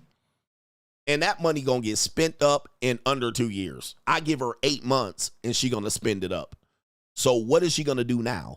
She going to make your life a living motherfucking hell after that. She going to be on your neck. She going to be social media on your fucking neck every day. Extorting you. All right, telling your secrets. Telling you that you like your booty hole played with. I'm going to tell you. Hey, yo, chill, son. Hey, yo. I would have gave her that $5K a month and let her work that shit out. Right. Anyway, look, let me get on to this. That's crime and law CGA. All right. Our poll says it was a dumb move. 55% says it was dumb. 45% says it's smart. All right. She about to spend all that shit. She about to spend all that. But if I would have gave her $5K a month, she would be broke in 2 months. And she then would be done. Right? She ain't got nothing, bruh. She ain't got nothing. All right. She will be stuck. And then she would just be waiting. All right. Waiting for a handout. She would be begging. She'd be dropping the kid off over there. All right. She'd be modifying to try to help you for your advantage. All right. So anyway, goodness gracious. All right. I see people celebrating this and I'm like, obviously you have not been on child support. You don't know shit about what child support is. Somebody said it's a settlement. It's final. The judge put an order out and it's final. No, it is not. That is not a final order.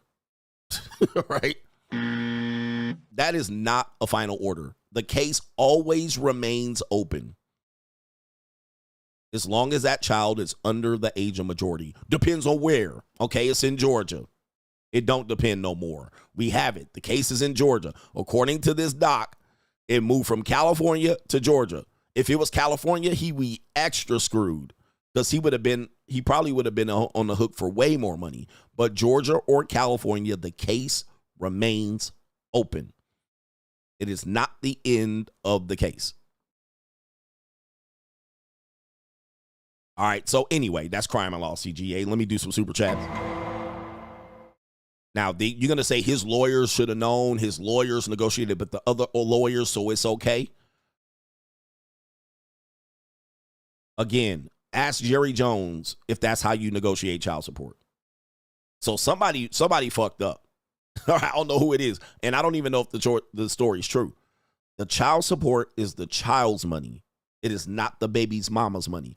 So the baby mama technically can't negotiate on the behalf of the child. That's what the child support does. The Department of Child Support does that. The mother can't just say, I'll take this and I'll leave. Then that opens up the case for the kid to come back Jerry Jones styles. All right, so, man. Somebody might have failed this guy. Somebody said, yeah, you can't pay up full. You can't pay up full. In California, you can't pay full. In Texas, you can't pay it up. All right. And if it didn't go through child support, I don't know what he was doing, bro. And he paid her the money. He wrote a check and gave it to her lawyer. That's an L, bro. That is a fat L. All right. Because that means then child support technically could say, we didn't get no money. We never got money from him. We didn't honor that agreement. We didn't sign off on that. None of that shit. All right. So I would say no. I would have just gave her the $5,000 a month. Anybody disagree with me? Let's just start there because people are fighting about this online right now. And it's all niggas. And it's a lot of dudes out here with red pill rage just celebrating it. Smart move. He don't have to deal with her no more. Nigga, what? Let me just say this. If you have a child with a woman, you ain't never getting rid of her. This is not how it works. You can't pay your way out of being a father. I don't care if you want nothing to do with the crazy batshit mama. And he's setting himself up for failure with this child. All right, because this child could be an NBA player in the future. Okay, so then he's going to have to deal with this reality. Once the kid, like 50 Cent, has to deal with his son. So this is not going away. He cannot pay this away with $1 million. You can't just pay away your paternity. You can't pay the fact that you're a father. You can't do that. You can't say, I ain't got to deal with the baby mama no more, right? Oh, okay. Nigga, you think that's how that works? You can pay her off and you don't have to deal with her? Good luck with that shit. Right? Good luck. Nigga, you can't pay that shit away. Dude, I don't know nobody that's ever been able to pay away a baby mama. Nobody has ever done some shit like that. That's your baby. That's your baby. That's your child. You don't pay away your paternity. You can wash your hands and say, I'm not done with it. All right. I'm not going to be a part of the kid's life, but the kid can have the kid can turn 10, 12, 13. What if he start playing ball? Oh, kid, I want to be back in your life. All right, you're going to be a major NBA player. All right. And they're saying he probably be Michael Jordan's son. All right. So we know about that.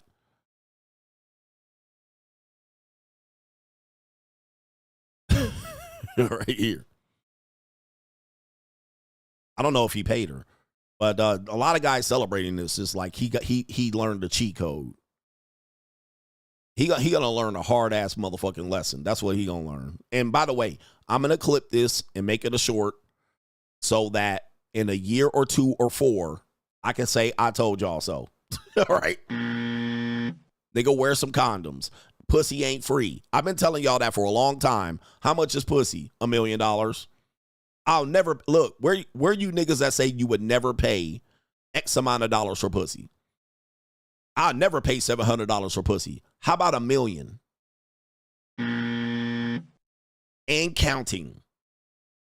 Because how much did it cost him to pay his attorneys? This nigga $2 million deep in pussy. But y'all need to swear up and down, ain't no pussy worth $700. How much is her pussy worth? All right, how much did he pay her for pussy? Come on, man. And he gonna keep paying, bro. That kid gonna need something. All right, man. Come on, man. Come on, brothers. Come on, brothers. Did I get these brothers here, man? Let me see something. Let me see something. Somebody said the story is false. I think it's not true. I couldn't imagine he would do something like this.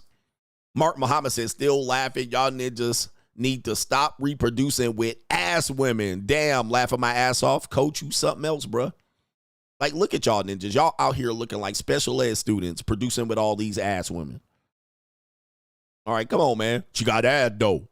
Go, you got ass, though. Caitlin says, what's up, coach? Over the years, I've become a face over body guy myself. I would take a girl with a face like Zendaya or Zoe Kravitz to procreate with, then a girl with a body like Meg the Male Horse or Angel Reese. We as black men love to procreate with the wrong women. We do have that. We do have that, even myself. So, but we have to acknowledge our mistakes. Okay, we have to acknowledge where we have errors. Shout out to our brother here, Arthur P. says, hey, coach, I'm 46 years old, no children. Thank you for going over how child support works. This segment just blew my mind. Keep up the good work. Shout out to you. And if I get proven wrong, I love to see it. Child support is nothing to play with. Martin Muhammad on Monday's show, taking the morality of women down to the elementary school was genius and hilarious. Love the young brother bragging on his triple-double at recess and his touchdowns on flag football. F that math lesson. How about you add up them 4 touchdowns at lunch? As a teacher of 30 years, I couldn't stop laughing. This is just how we are. And he says, you're laughing still, these women, then women in HR in the rule book. Okay, so you're laughing at a lot of my segment there, but I was right. Shout out to John Down says 20-year-old JUCO, 8 bills, dinner and breakfast, 4 rounds. All right, here we go. And how much? All right, 20 years old. And no child support. And no child support.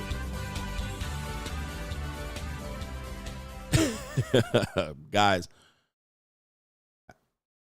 man, I know a lot of dudes be trying to do shit out of spite. All right, but man, child support don't play. This is not a system you want to play with. Edwards Harris says Anthony Edwards thought he had one. Laughing my ass off. Yes, indeed. I just can't imagine this story to be true.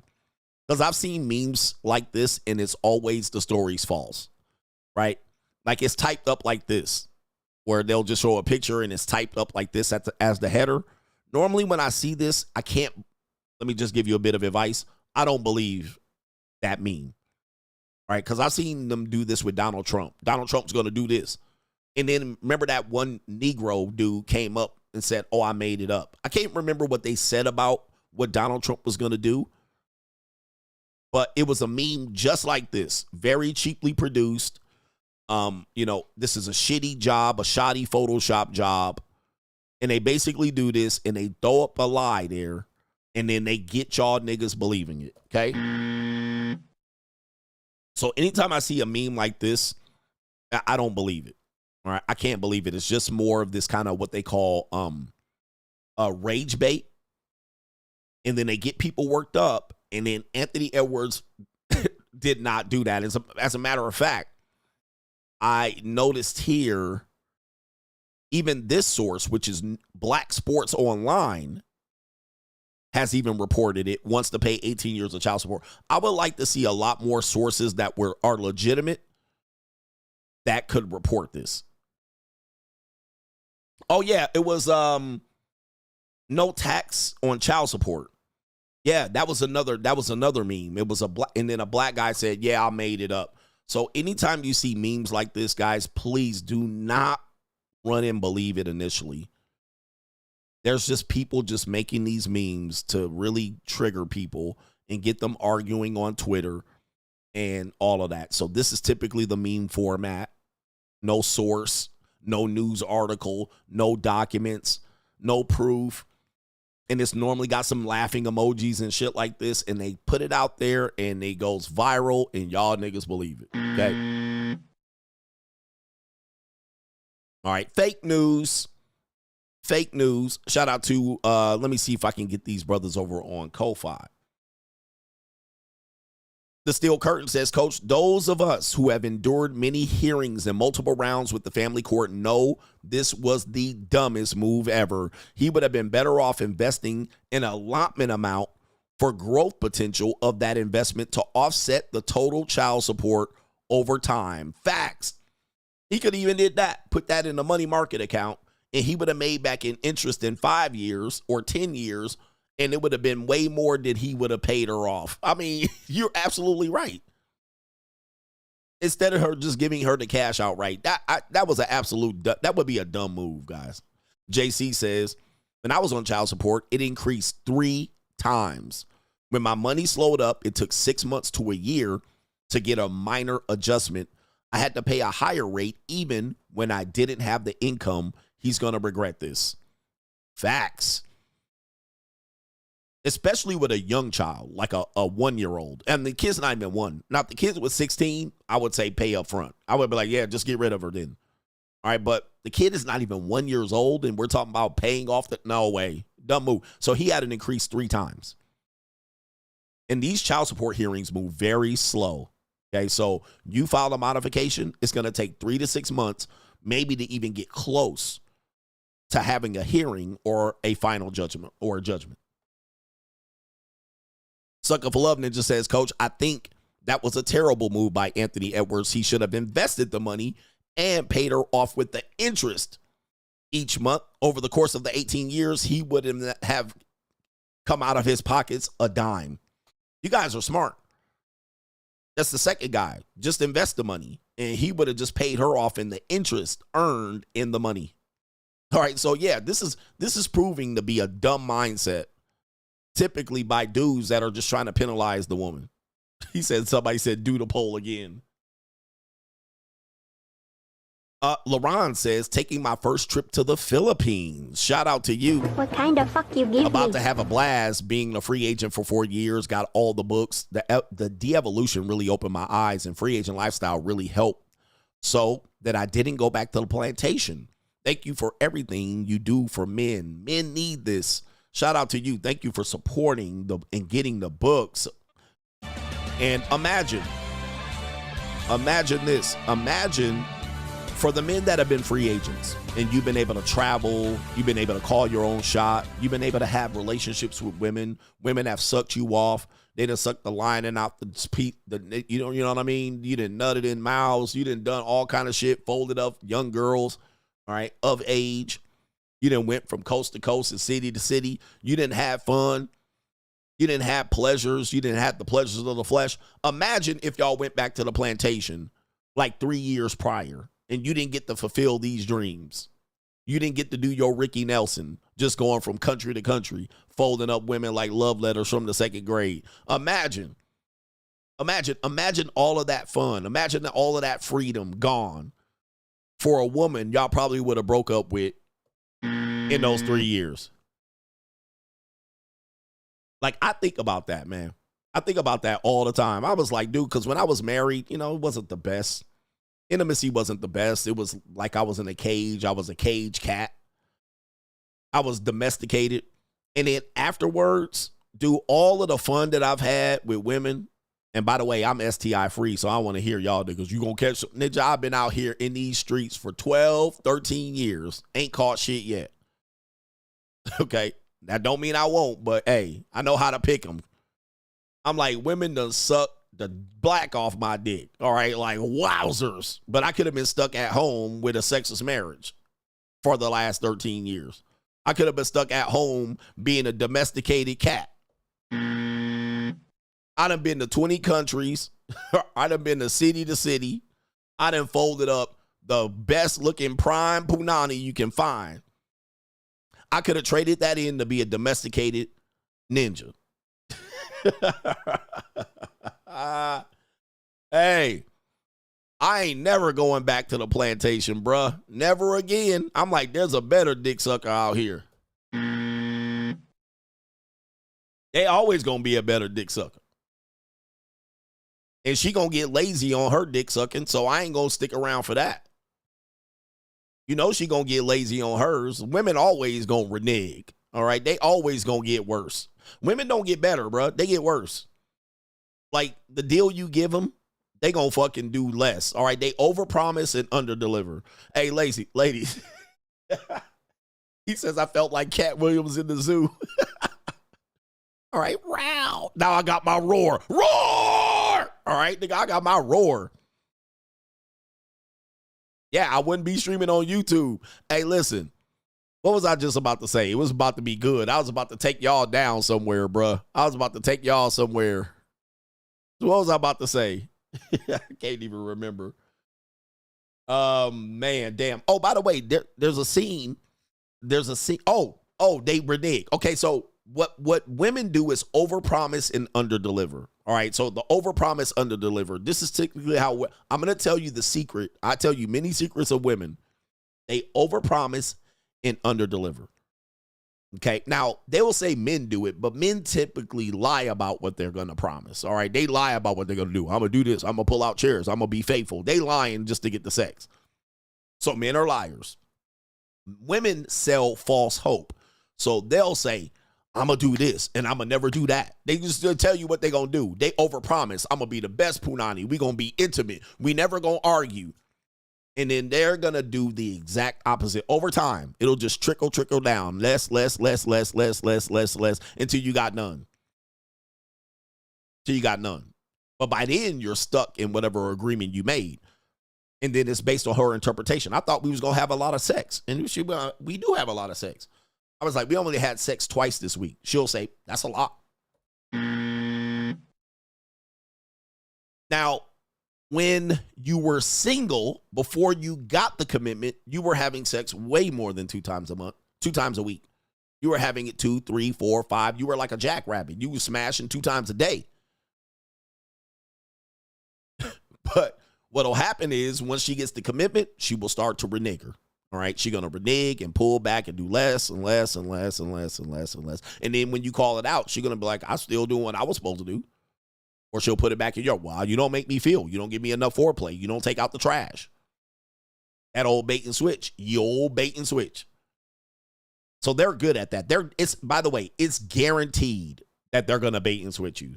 Every single woman. There ain't a woman alive that ain't going to bait and switch you. She going to rug pull you. Every single time. So you got to put up with that. And most of the time, men don't know how to deal with this. They don't know how to deal with it. They can't confront her and be direct and call her out. All right. Namely because you've already made an attachment. You commingled, right? You moved in together. So you got 8 months left on your lease. So you cooked. You can't just pack your bags. You're going to ruin your credit. You already have a kid. You got married. You got engaged. You went Facebook official. So now you're going to look like an asshole. Well, she ain't sucking my dick no more, so I'm going to leave. You left her because she won't suck your dick? You're selfish. You walked out on your kid's life because she stopped sucking you off? What kind of man are you? See, now you look like an asshole. Now you look like an asshole for walking off on something like that. Gosh, you're totally selfish. You're just going to be a deadbeat dad now and now you're going to know you're going to pay child support for walking off the plantation because she won't suck your dick right. All right, so once a woman got the commitment, this is the worst position you're going to be in. You're stuck. And do not let time go by because now you got alimony on your neck. So this is what we tell you guys. When you're lonely for women, let me tell you, man, you're going to meet a woman and she's going to bat her eyes. She's never going to argue with you. She's never going to call you out on your bullshit. She's never going to tell you how she's dissatisfied with you, any of that. Then she gets the commitment, and then she's going to learn every day, and you're going to start to hear more and more why she's dissatisfied you, where your shortcomings are, why she can't make her mouth or her dookie hole available to you, why she won't do this, why she won't do that. I mean, it is programmed in the relationship. It's programmed, dude. It is an automatic. There ain't one woman that is not going to do this. There ain't one. Don't ever think there's one that ain't going to do this. They all do this, right? This is as guaranteed as Anthony Edwards is going to get his child support case modified. They're all going to do it. It is guaranteed. And now you're going to be fighting for your life, right? Your dick going to be fighting for his life every night. Trying to get a little wetness around there. Trying to get her to put her mouth on it. So anyway, the ladies are irate right now. Not me. No government name from the DMW says Anthony Edwards is dumb. She gonna come back for more. He could set money aside in a stable investment bearing account and pay her from that. Y'all niggas is winning out here. Y'all got the money mindset. Y'all got the money mindset. That's what I would have done too. Just put it in an account and drip it to her. Dude, by the time in 5-10 years come back, I would have earned all that money back in interest. Yeah, man, shout out to y'all, the 3 money mindset brothers in here. All right, it is easy peasy. All right, paying her off in full is a loss. You lost that money. Okay, I think I got a couple of cash apps and we're going to continue with the show. All right, man. Shout out to you, man. And we got Daniel says, divide 1 million by 700. The JUCO ain't so expensive now, is it? It's not so expensive. $1 million. All right. But of course, people will say it's a drop in the bucket. All right. But he going to come up with another million. He better come up with another million. H Everyday says, I look at 304s like pro athletes with short careers. Women underdeliver and overpromise and overconsume. Yeah. And a lot of guys are fighting this reality. I always say, man, it's better to know women and understand them than it is to love them or change them. Nobody's changing any of these women. Like I don't come up here every day and say, see women, see ladies, y'all better learn. And feminism tricked you. And you better realize that, dude, you wasting your breath. You better as well talk to a brick wall. See, women, y'all need to stop spending so much, and you need to cut down on your expenses, and you don't need all those nails and makeup and hair, and you don't need all that. You talking to a brick motherfucking wall. And why do women keep searching for men to support them? Because they're women. Why do women think they're entitled to men's money when they get in a relationship? Because they're women. This is trying to change the reality, literally the network agreement to nature. Why do women think that they're going to get a man and a man going to start paying for them? Because they're women? Like what? Well, but they are. They got jobs and they got their own money. So you thought that was going to stop them from trying to leech off of you. Like, what are you talking about? What are you talking about? You ain't never going to stop a woman from believing she's entitled to your resources. Ever. I don't care if she want $1 or she wanted her entire expenses paid. You ain't never going to stop this. There ain't going to be no conversation why we don't split the bills, why we don't go 50-50. Yeah, you'll have a woman take less. You'll have a woman take less, but dude, you ain't never stopping this. They want resources. And they always want resources. I don't care if you give them resources. Now, here's where the problem is. Here's where men see the problem.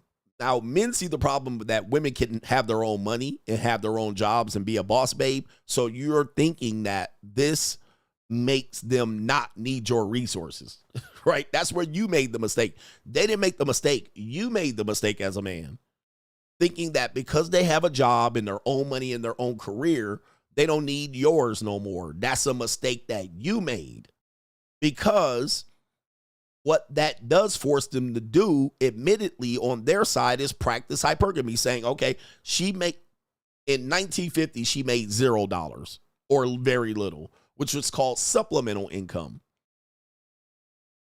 Women made supplemental income. So the income was to improve the family's life, right? To make her a little bit more. She had to rustle up a little bit of cash. She had to sell some pussy. She had to work at the goddamn soda store, at the pharmacy, and work at the soda fountain. She had to be a waitress. This was considered supplemental income. Women, right, fought for primary income, like head of household income.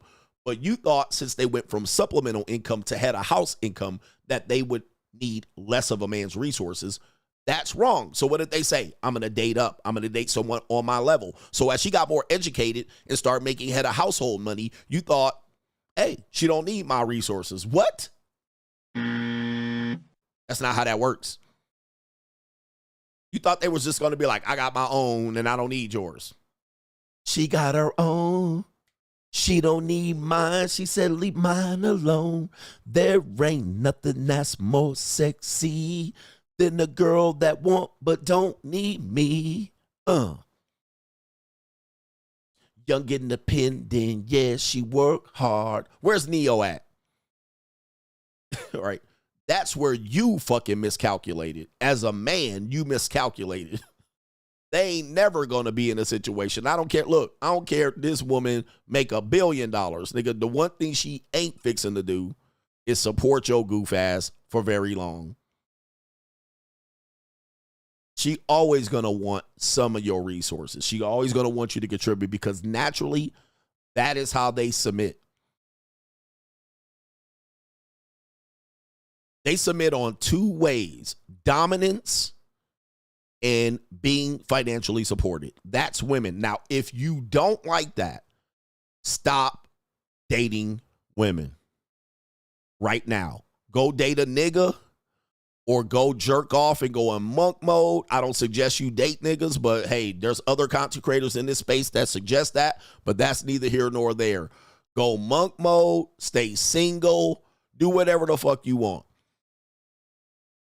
Because you about to get your ass whooped out here by trying to negotiate this shit. The one thing you don't negotiate is with women. Never negotiate with women. I don't negotiate with women at all. I say, this is what I got. Take it or leave it. 8 out of 10 times, they leave it. And I say, good. Right? Never negotiate with them. Y'all niggas out here trying to, like, look. Y'all like pimps so much, but y'all out here negotiating with hoes. Do pimps negotiate with hoes? I'm going to give y'all a pimping lesson. Do pimps go to the blade and be like, all right, bitch, you know what I'll do? I don't need all your money. I'll take only 80% and you keep 20. All right, you know what, ho? You know what? Every two tricks you fuck, I'll take the full cash, but every trick after that, you get to keep a bag. Right? You simp ass niggas. Y'all ain't no pimps. Y'all some simps trying to negotiate. All right, baby. If I cook on Monday, Wednesday, and Friday, bitch, you cook on Tuesday, Thursday, and Saturdays, and we eat out on Sunday for brunch. If I pay 20%, you pay 40%, ass nigga. If I pay half, you pay half. You simp ass niggas. Look, you pay it all. What does a pimp say? I want all my money. Bitch better have all my money. Nigga, you don't negotiate with them. They go direct. This is how the deal work. This is how the pimping work. Okay? You don't let them keep the money. All right? But you don't negotiate with them. This is how it works. You want all my pimping? All right? This is how the deal work. I can't give you 20% of pimping. I can't pimp you 80%. I got to pimp you 100%, bitch. You want 80% of my pimping? All right, I'll give you 80% of my pimping. You can keep 20. You can pimp yourself. All right, what? Bruh, hey, man, look. Stop negotiating with these people, bruh. These ninjas right here. All right, look. Y'all got to stop negotiating with women. That is not how they work. In fact, when you negotiate with them, there's one thing that happens. Their vaginas dry up like the Sahara Desert. There ain't nothing that will dry a vagina up faster than you nitpicking about money. None. Her vagina will dry up quicker than the Sahara Desert. Miles and miles of dry vagina than you negotiating with a woman. All right. This woman has no interest in this at all. That doesn't mean she won't do it for a temporary time. She'll do it for a little while, but her vagina will keep drying up. All right. And then you will wonder why she keep acting a monkey. And then you like, why you acting a monkey and her monkey dry? That Donkey Kong gonna be drier quickly. Her mouth gonna be dry. All of that shit. Layaway pimping ass ninjas.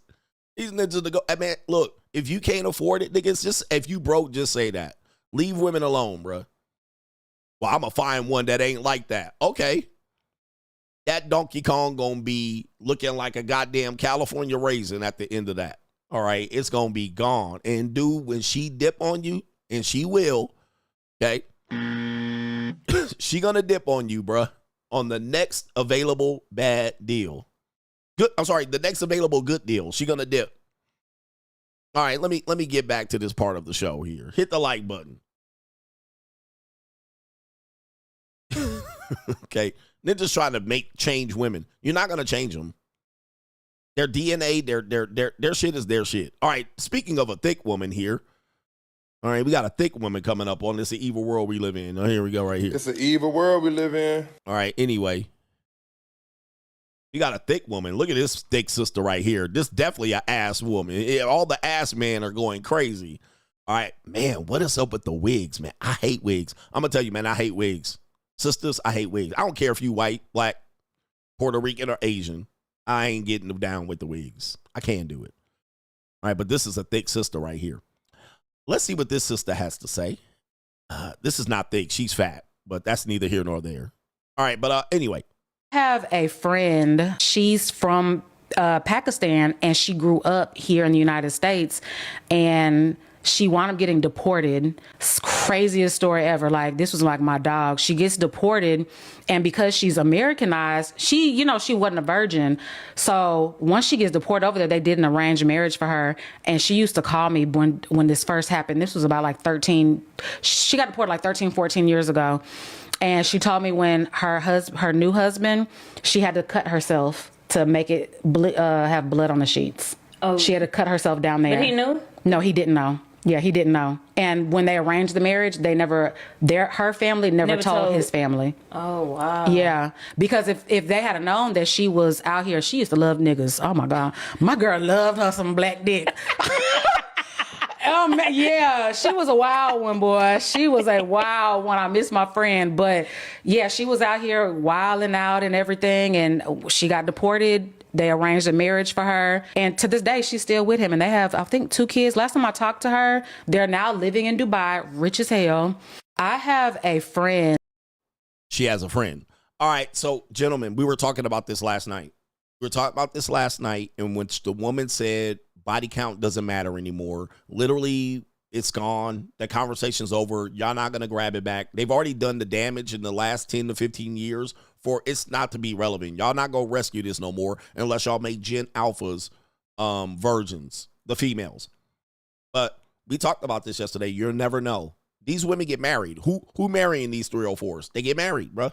They get married, and dudes never know because all she does is says, well, I got around a little while, or I was a virgin the entire time. She had to literally cut her goddamn punani for it to bleed so this nigga can believe that her hymen was intact. All right. So, yeah, dude, this happens. I don't care if you're a wealthy man, if you're a poor man, if you don't understand how women work and you fall in love with them, you can love women or understand them. All right. Another CGA-ism. You can love women or understand them. When you understand them, you know this shit is highly likely. If you try to love them, they'll tell you, oh, I'm a virgin. I never did nothing. Nobody. And they'll be cutting themselves so they can get drip blood on the sheet. All right. And guess what? Somebody married them. These women get married all the time, man. Like the good old days where you guys think that these women are maintaining their virtuous nature for you is gone. It is gone, gone, gone. And guess what? As I always say, another CGA-ism, you're going to be the last to know. You're going to be the last to know, gentlemen. You will never be the first to know. You're going to be last to know. Her mother's going to know. Her sisters are going to know. Her cousins are going to know. Her besties are going to know. All the bridesmaids are going to know. Who going to be the last to find out? Her daddy going to know before you. Her father at the last ditch second before they know you're going to choke this bitch out. They're going to tell the father so the father can simp up and he can get his simp enforcers ready. They're going to tell the dad, hey, look, he about to find out X, Y, and Z, and they're going to get dad warmed up so he can stand out there like a foot soldier on the front line for preventing you from going ham on your girlfriend, wife, or whatnot. Yep, that the rapist therapist is going to know all of that shit. The marriage counselor going to know, nigga, and not tell you. Her lawyers are going to know. You're going to be the last to know. Never think you're going to be the first to know what these women have done in their past or what they done last night at the girls' nights out or on the girls' trip. You're going to be the absolute last. And they going to be gassing your ass up. You're such a good man. You're so nice to her. We appreciate you. This woman at the wedding was probably like, you got a good one. You got a good friend. She done saved herself for you. They done went and lied in this nigga's face. Her whole family knew and lied to the other family in the arranged marriage. And they knew. Gentlemen, you better wait. Bruh. If you ever so much as to find out what the truth is, it will be way down the line. And you will already be in too deep. In too deep. Tell me I ain't lying, bruh. He said the dog know. The dog gonna know before your goofy ass. Because the dog saw this bitch fornicating. And she Pakistani. Talking about she loved niggas. And she married a whole Pakistani ninja. He thought he was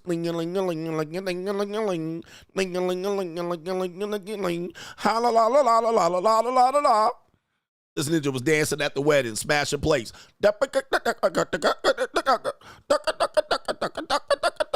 He was about to get some goddamn hymen tonight.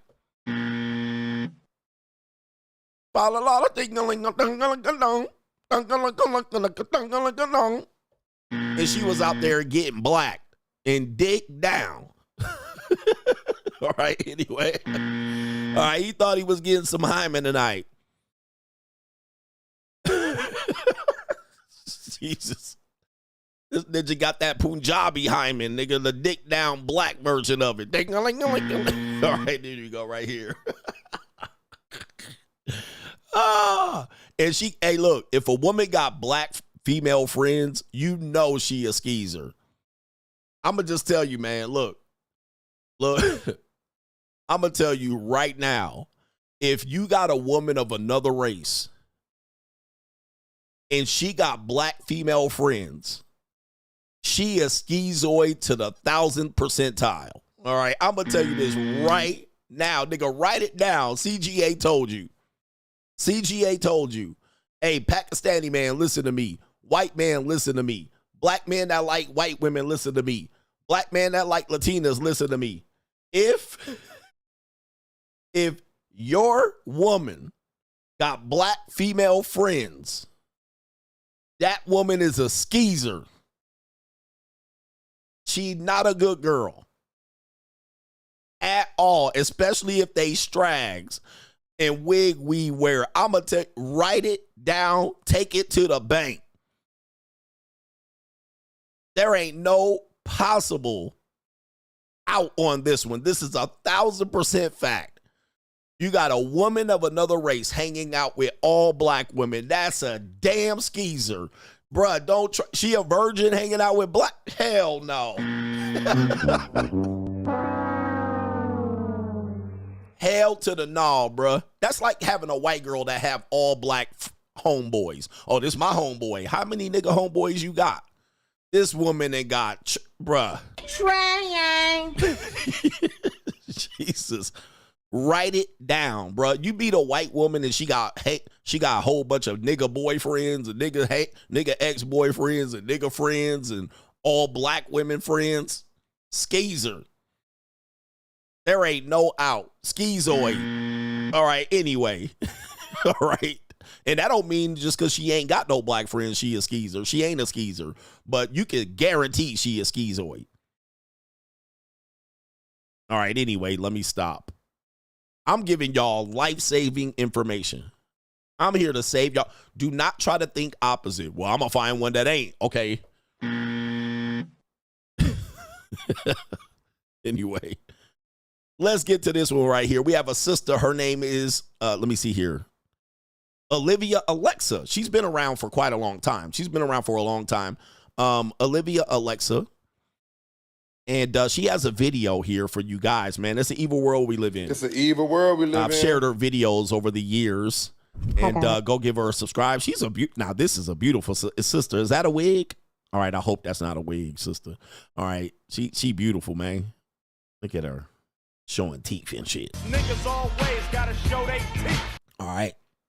Fold. All right, but anyway, Olivia Alexa has this to tell you. She says this is the #1 female fantasy that no one talks about. I talk about it over here, Olivia. I talk about it over here, but a lot of guys don't want to hear this. A lot of guys don't want to hear this, and a lot of guys think if I nice guy my way, and I've been a nice guy, and I've been a nice guy to these girls. Why is it not working, coach? All right, you guys are weak, limp-wristed, and almost and all of that right here. And also, Alan Roger Curry told you this. And again, when I used to hear people say this, I used to be like, this can't be true. This can't be true. But let's say this, and wherever Olivia lives, I'm going to come visit you. What is the #1 female fantasy of women? And it revolves around this. I like to get dominated. I like to choked, whooped, spanked, told what to do. I need a man to take charge and let me just, be goofy. Now, we've been telling you these hardcore truths about women. And of course, when you hear this, you're going to say, well, that's going to be an assault case and all of this stuff. Yes, we're not saying it's not going to be. It could be. But most women want to submit to someone that they fear. This is the whole Pookie and Ray Ray. This is why they hang out with drug dealers and this is why they go for the bad boys. Now, ladies, you're going to say, not me. But if you're older than 30, sit the fuck down. And shut up. If you're older than 30 and you grew out of this phase, you already been a part of this and already been wrecked. Sit down, sit this one out. We're talking about women that are growing and knowing, try to understand who they are. Okay, and they will go through this phase for sure. Then you'll get tired of this phase, and then you'll get a domestic violence or something will happen, and then you'll choose a beta male. So if you're older than 30, go sit down. All right, and 35 telling me you're not like this. You were like this at 16 and 19 and 21 and 24 and shit like this, and then you grew out of it. All right, some women ain't grown out of it. They have a daddy fetish. They have a, they like to be choked and slapped on the ass and all these things and hair pulled. This is all natural under the submissive nature of men and women. Okay. So don't try to come out here and disagree with it. A lot of women have great fantasies in which they want to be great. Like they want 8 niggas to hop in with tank tops and they hat to backwards with Timberland boots. Some women have this. A lot of pornography demonstrates this. So this woman's going to talk about it. Hate to steal her thunder, but we're going to play about a minute or so of her video.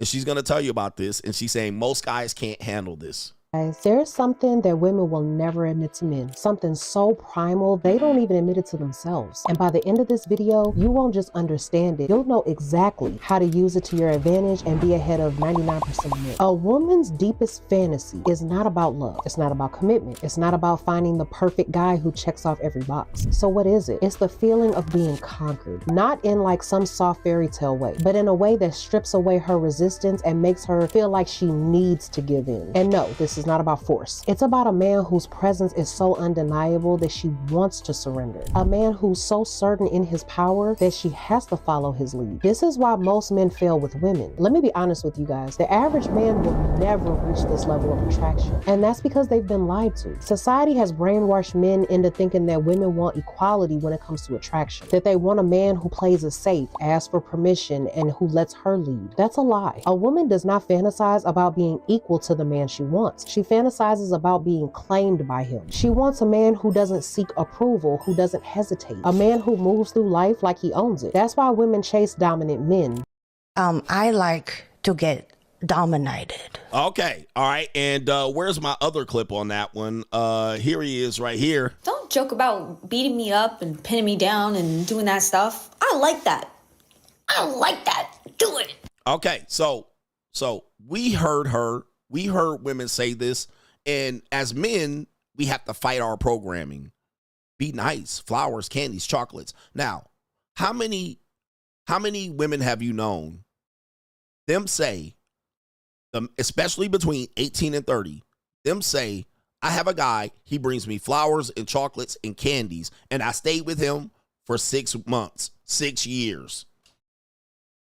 Goddamn. All right. Where's my headphones? I stayed with him for 6 years. All right. I gave in to him. I was sexually aroused by him.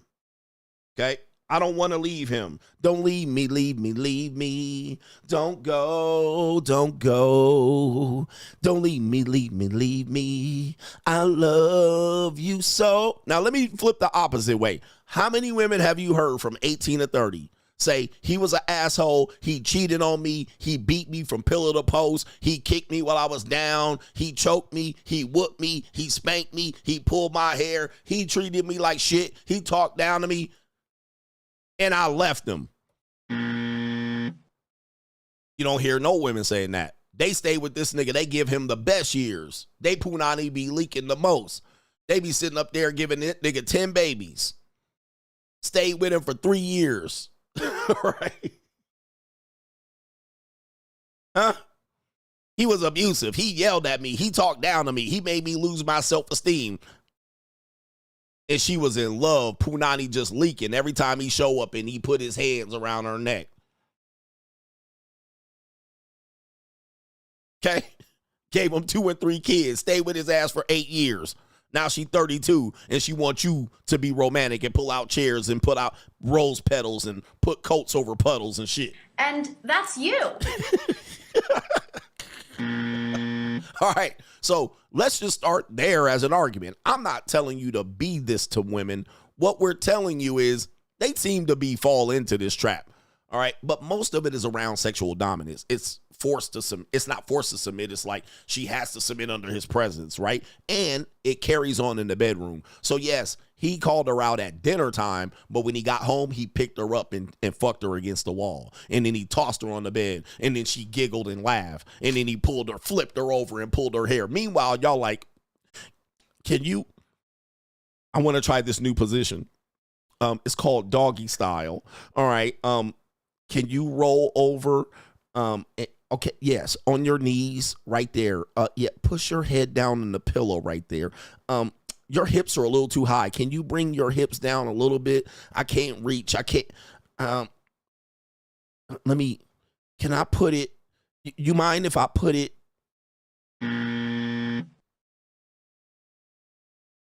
Guess what's about to happen? She done. Can you roll over on your stomach? Can you lay on your stomach a little bit right there? And I hope I'm not trying to hurt you. Can I ease in? Oh, the humanity.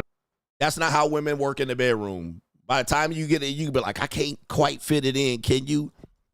You spitting? Can you lick it a little bit? Let me get some lube.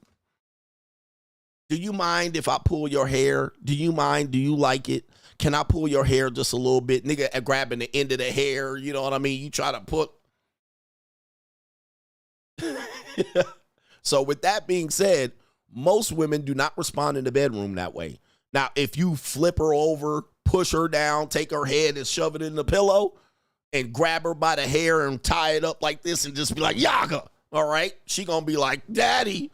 All right. She going to be all over it leaking. Okay, Daddy. She going to be you going to see some liquid shoot out of her vagina. All right. And smack her on the smack. And she'll be like, not that hard, Daddy. All right. Okay, Daddy. All right. A little bit lighter next time, Daddy. Oh, I like that, Daddy. Right? So, dude, it's going to be two different things. Now, dudes are going to say, well, I'm going to go to court. I'm going to pick up a court case. Well, you're not going to be ready. I'm just telling you, man. You have an honest, what do you call it, concern about that. But you're only going to go to court if you do it wrong. All right? That's do you like to be choked? Perhaps, do you like to be choked? I don't like to be choked, is what she's going to say. But if you just slide your hand up in there and you be like, give her a little bit, and she going to be like, right there. And she going to bust. You know why? Because, as Olivia saying, that's what they want. As Ling Ling says, I like to get dominated.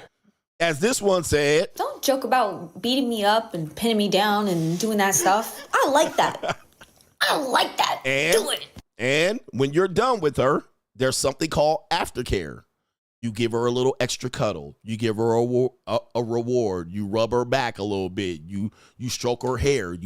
She's standing there convulsing, and you give her that little, it'll be okay, baby. It'll be okay. All right, I got a gift card to Lululemon for you. Go on and get that out the door. Yes, come on back again. And she gonna have that super soaker out there. She gonna be, Get him, Daddy. all right. Okay, Daddy. And Olivia, guys, this is hard. A lot of guys won't accept this because you too concerned about getting a Me Too case and whatnot. This is why there's this whole thing about women liking tall men. And dudes are like, well, why does height matter? One of the reasons why they like tall men is they're particularly going to feel vulnerable and safe and secure. Also, he has probably a better ability to dominate and handle her. He has the ability to do so. He has the ability to pick her up and press her against the wall, throw her across the room on the bed. All right.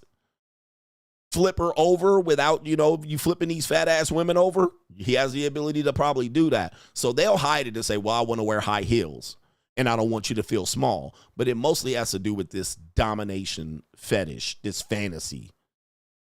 Okay. Now, dudes are going to say, well, what about when women say, I like romantic men. I like men that are romantic and buy gifts and spoil me and trick on me and flowers and candy. Let me clear that up for you. Olivia probably clears this up. Who they want that from is the dominant male. All these movies prove this. Titanic has this affair dynamic in there. This whole thing about Twilight, werewolves and vampires, these bitches loving King Kong and Tarzan. Like, it kind of proves this. You see this in the film being played out. You see this in Baby Boy. You see this dynamic in which they want the dominant man, the man that is chosen to be romantic.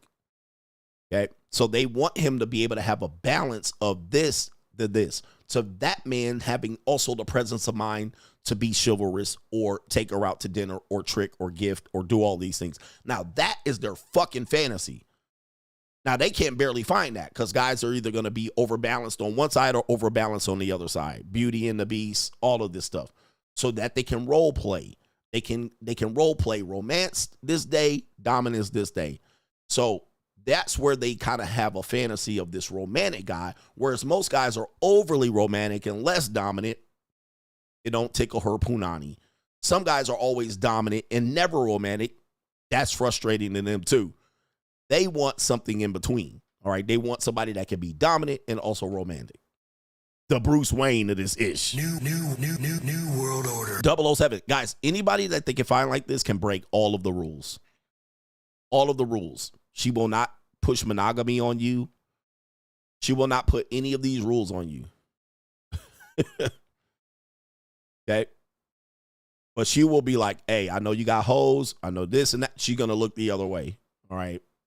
But this woman's telling this. I want to see if I can play a little bit more. Where we at? We're not at the 3-hour mark, but The ones who don't ask, don't wait, and don't fold. She doesn't want control. She wants to lose control with a man who can dominate her. So how yeah, I was just saying that. She wants to lose control with a man who can dominate her. But the problem is, this is where the problem is. We're getting mixed messages from women, right? And namely because if a woman says this, like she's saying it, we call her a whore, a skeezer, she's a slut. We have names for women like this. Oh, these women are nasty. I couldn't wife up a woman like this. So we have names for women like this. So women tend to keep this away from most men and only do this in the bedroom with them. Right? They try to tell us, I want someone taller, muscular, this and that, dominant. I want to feel safe and secure. That's all code word for I like a man that's dominant. So what we'll do is we'll hear, weaker men will hear boss babe, and I'm a go-getter, I'm a hustler, and I want 50-50. I want input in a relationship. This is what you should, this in order to win ultimately for a temporary amount of time. When she says all of this, this is what you say back. Shut your bitch ass up. That's what you say back. All right. But unfortunately, a lot of guys will negotiate this. Oh, so you want this and you want to feel like you can pay and you want to feel like you equal parts of the relationship and you want a partnership. Right. This is what we negotiate back. We're told by society to negotiate this shit back. And she up in there thumping her chest, and I got degrees, I squat 250, and I want a guy that gives me equal parts communication in a relationship. Soon as she starts saying all that shit, your number one response back to that should be, shut your bitch ass up. That's what you should say back. All right? And automatically, she going to have one choice or two, to walk or stick around. She gonna have two choices, especially if you done already pulled her hair and slapped her on the ass and got her neck. All right. Soon as she start talking about that, shut your bitch ass up. All right. I'm telling y'all the truth. I'm telling y'all the truth.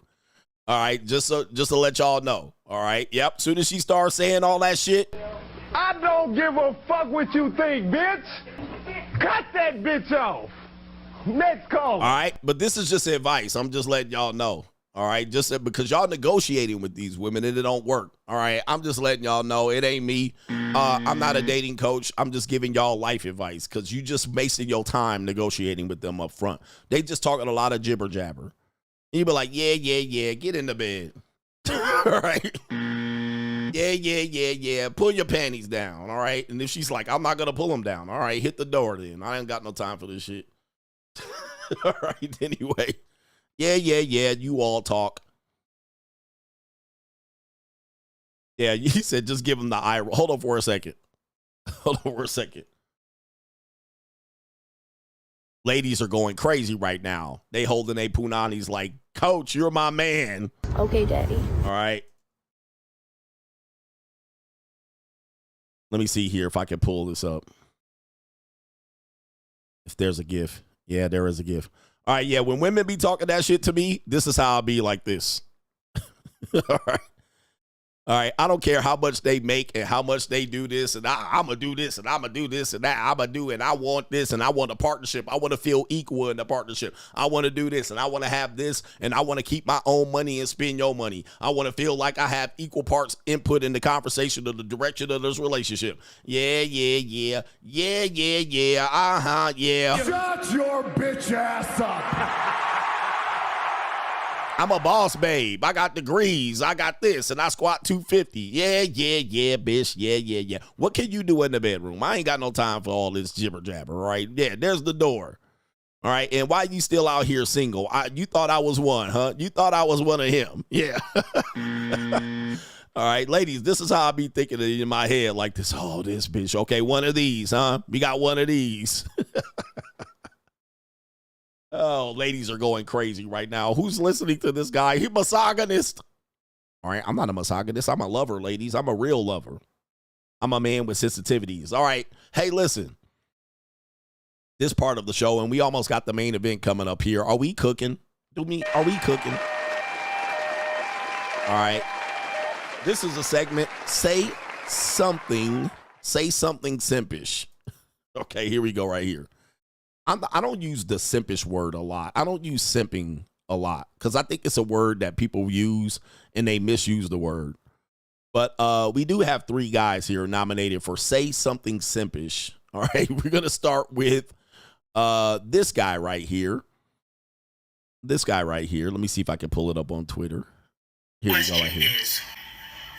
If Russell is the better man, why is he stuck raising a lesser man's kid? What the fuck are you talking about? Plenty of men raise children that are not biologically theirs. And do you know why plenty of men raise children that are not theirs? Because plenty of men already have children and then they get divorced. And then the woman that they meet is gonna have kids as well. This nigga shit is not the norm. The way you receive and process information is not normal. As a matter of fact, if a real man had saw value in your mama, then you wouldn't have had to grow up without a daddy at all. Maybe you would have had a stepdaddy. And you wouldn't be 50 years old on social media creating niggatheticals about 2 people who you cannot relate to. The ultimate flex is having your son call me daddy. The ultimate flex is having your son look at you as the fucking loser. The ultimate flex is having your son not give a fuck about you. Y'all put so much emphasis on biology when biology is just blood,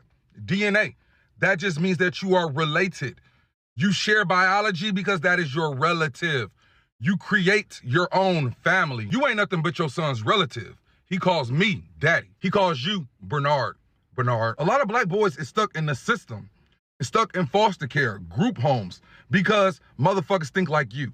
I don't want to take care of no kid that's not mine, that's not biologically mine. Motherfucker, you don't take care of the ones you make. Because if you did, there would be no need for no stepdaddies. Let's bring this shit back to the source. What type of man would take care of a kid that's not his? Real men build community. This is why y'all niggas have no leadership qualities. This is why y'all stand for nothing and you fall for everything. How can you build a community when you don't give a fuck about the children of the community? I'm so tired of y'all talking. Y'all are just stupid. Always talking about protecting and providing. Motherfucker, you can't even swim. You couldn't even protect your child if they fell into a lake. Can't protect them from racism and white supremacy because you're afraid of the white man and you lust after his woman. Can't protect them from financial instability and poverty because you don't believe in family planning. You're terrible with fucking money. You have no fucking life insurance. And you refuse to marry the woman that you create children with. Cut the bullshit. Turn that mirror around. He had the option to go. Well, all right, say something simpish. All right, anybody agree with the guy? He had a couple of cooks in there, but overwhelmingly, a flex is having another man's child call me daddy. I think not. All right, there ain't no way in hell, bro. That ain't a flex, bro. That is not a flex. All right, and people are saying he a Duke shooter. All right, I have no idea, but you know, you Atlanta niggas know a zesty nigga when you see one. I just don't know it, but his beard is hella curly. All right, I don't know, man. Y'all saying he, oh man. All right, say something simpish. All right, we got another guy right here. I don't know if this is completely simpish, but it says why women are happier than men. I hear this all the time. This is propaganda, by the way. Why women are happier than men. All right, here we go. Married women are happier than married men, that single women are happier than single men, that widowed women are way happier than widowed men. Yeah. And the reason is because women have generally social support systems outside their marriages that are very, very strong. Right. You find that women have more and more friends as they get older. Men have fewer and fewer real friends as they get older. Men lose their friendship chops. Yeah. And so about 60% of 60-year-old men say their best friend is their wife. 30% of their wives say their best friend is their husband, which is a depressing statistic. The story of unrequited friendship is what that comes down to. And that's one of the reasons. But young men in particular, I mean, what you find is that there's one stat, and I'm looking for the source because I've seen this a bunch of places and I can't remember off the top of my head. But 30-year-old or older men who've never either cohabitated or been married have a 1 in 3 chance of a substance use disorder. Wow. It's high. Wow. So if men have not been domesticated by 30, they might be undomesticable. Married women are happier than married men, that single women are happier than single men.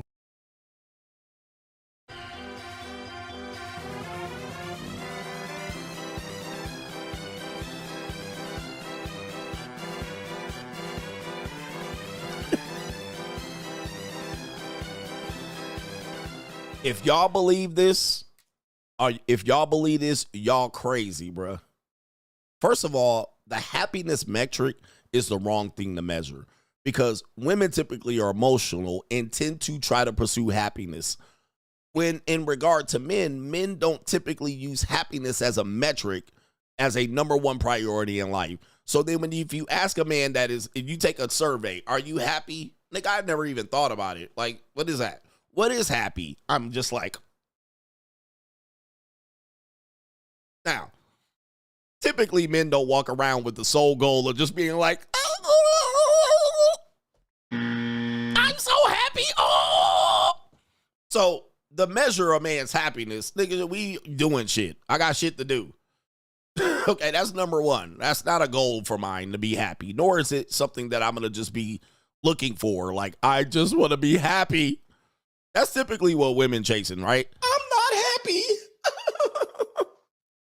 Number two, with the amount of mental head meds, the amount of women that are prescribed therapists, antidepressants, anti-stress, anti-anxiety medication, who are looking for empathy, who always want to be somewhere on a hike, on a mountaintop, healing. How in the hell do y'all come up with women are happier? Okay, just on the data alone of drug prescription use, then recreational drug use of women between 18 and 30. How in the hell do y'all come up with a third of men are going to have a recreational drug use when these women are on prescribed and rec drugs and can't be happy? That's number two. I don't need a source for this. Number three, and I quote, 70 to 80% of women are filing for divorces in their marriage, claiming that they're not happy. I'm not happy. You just said married women are happier than married men, and single women are happier than single men. This is complete bullshit that I can destroy in 10 seconds of research. Instead of reading the propaganda, I read somewhere that, which is propaganda, so they can get these women on their happy pills, so they can justify their hate and misandry for men. We unbothered over here. When I'm free, I'm not thinking about being happy. I'm thinking about being free. When I want peace and quiet, I'm not thinking about being happy. I want people to... Shut up! I want women to not be talking to me. Silence, you fool! This is the simplest shit that we're talking about with all this goofy research and propaganda. They keep saying this, but the evidence points otherwise. How many women are in therapy, depressed, looking to heal from something, have trauma? You need empathy for them, and they're going through some shit. They had a hard pass. They had something that men don't sit around talking about shit like this. We got work to do and money to make. All right, as long as my pockets are full and I can get me a nice piece of calico to fold up, I ain't got no time to sit around being happy.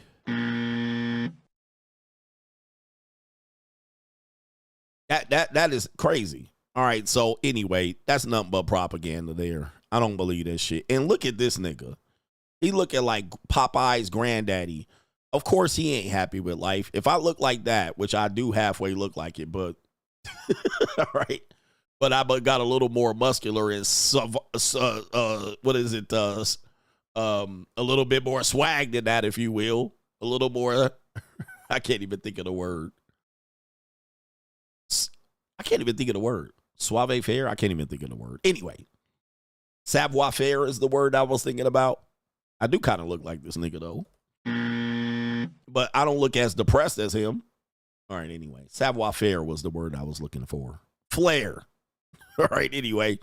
Say something simpish. This guy right here. Look at this right here, man. Oh, the humanity. Look at this. This guy's name is Touré. All right, he's been around as a quote-unquote journalist for quite a long time, at least since the early 90s. He's a raging liberal, and he might be a Duke shooter, all right, or a Pooter intruder, or at least bi. I have no idea. This says the Manosphere is ruining a generation of males. Okay, the manosphere is ruining the generation of males here. All right, so we're going to find out why that is from Touré. Yeah, he looks like a vegan and he doesn't eat meat. I guarantee you, pause. He doesn't eat protein. He gets his protein from, what's that shit that they eat? I can't remember that shit that they eat. All right, you know what I'm talking about.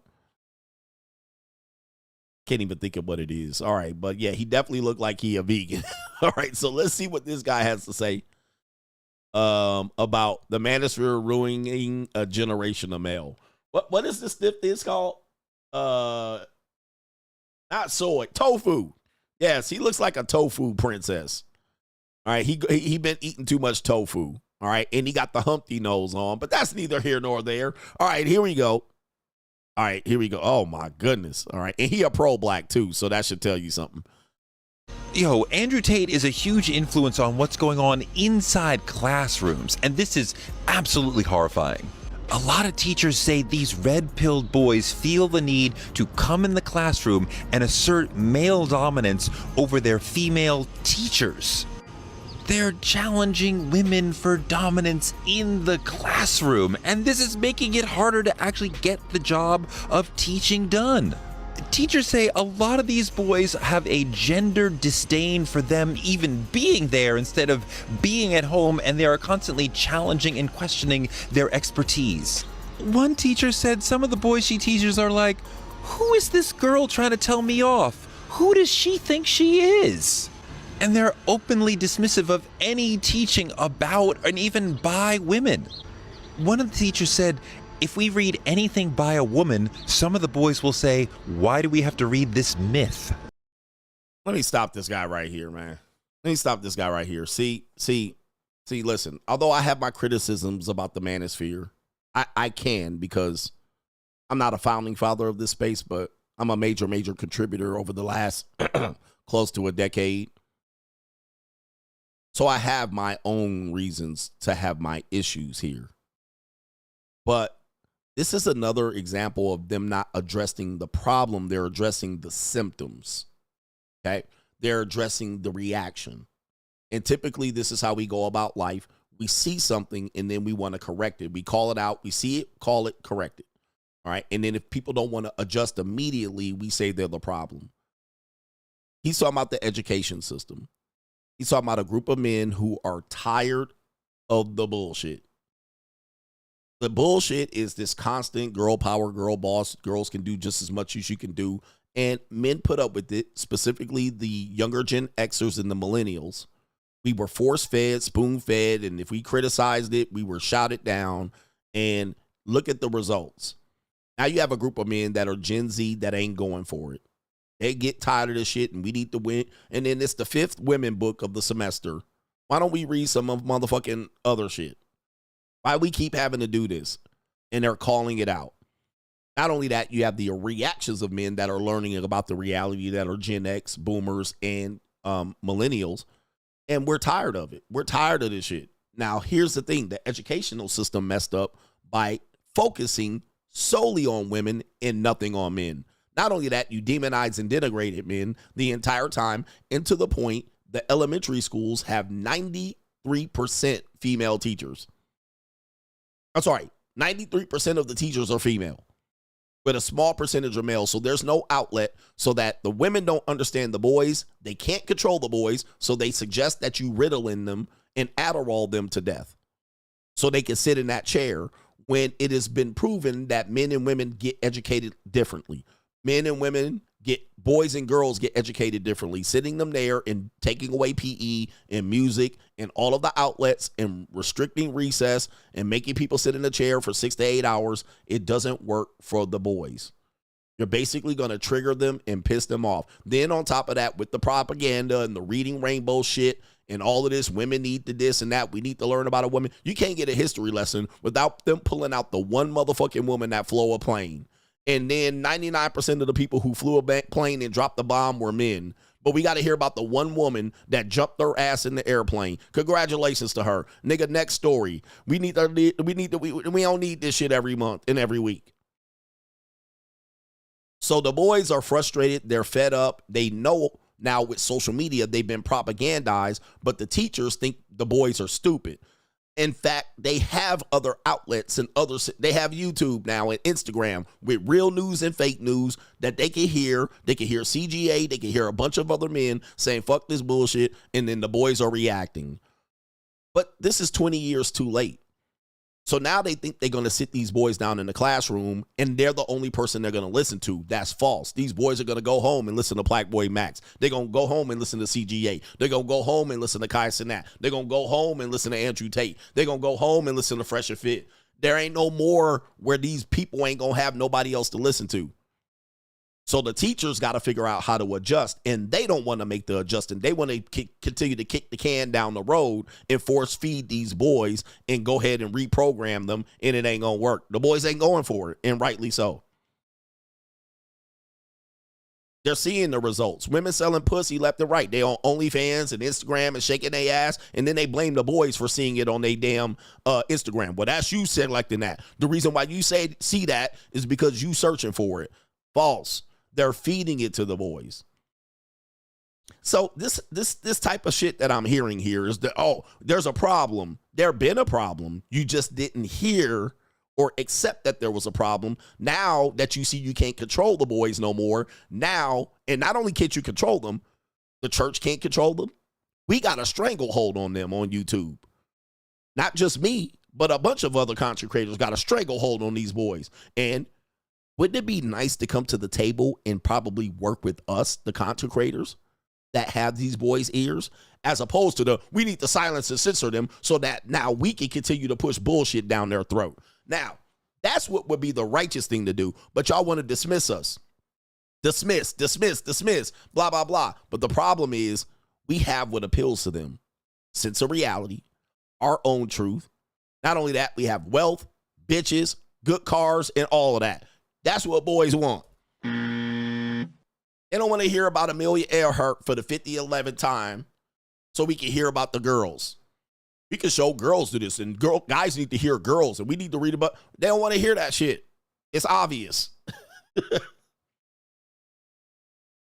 But then when somebody brings this reality to the parent-teachers conference, when they bring this shit to the PTA, to the school board, they shot us down. The liberals and the liberal Marxists are the ones who control education. So they just want to do what they want to do and kick the can down the road and think that if we could just subvert the truth and then present our truth, then we could continue down the path of propaganda. All right, but the boys ain't going for it, and rightly so for these boys for standing up to these Marxist communist cocksuckers, all right, who continue to try to propaganda and feminize these boys, and the boys ain't going for it. Round of applause for the boys. Round of applause for the boys, because they keep doing this. They keep thinking that the boys, we're going to get Captain Marvel and the female Ghostbusters and female Ocean's 11 and Wonder Woman and Supergirl and female Hulk. Nobody listening to that shit. Boys ain't gonna believe that shit. Shit, it's hard enough to believe superhero comic book shit.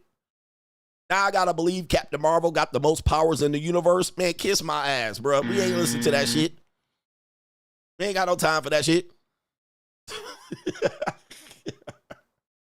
All right, as much as issues I have with the Manosphere, I think society has royally overplayed their hand and fucked up. And is it healthy to listen to people in the Manosphere 24/7? I would say probably not. You need some balance, but it's too motherfucking late.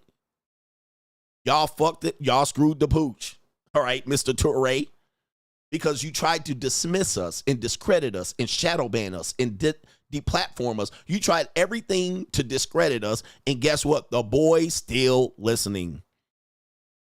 They're not going to listen to you because you look like a fucking clown. Who going to listen to you? What male is going to listen to this guy who ain't interested, other than the dudes, males that are interested in violating somebody's booty hole? Nobody else as a man is going to listen to this nigga, all right? Nobody, no male is going to listen to this guy. Only single mother raised boy and boys that want to grow up wearing high heels in Atlanta. Anybody else ain't going to listen to this motherfucker. Looking like a homeless goddamn Humpty dance man. You look like the Humpty dude that is homeless. Captain Softy. Nobody about to listen to you. No male students about to listen to you in your pro-black bullshit and your vegan diet. Ain't no male, man, masculine boy gonna listen to you. Everybody knows masculinity run this shit, but we gotta hear who run the world? Girls. Ain't nobody want it. Boys ain't about to hear that shit. They're gonna overpower. By the way, judging from this, what this previous sister talked about, domination, masculinity still runs it.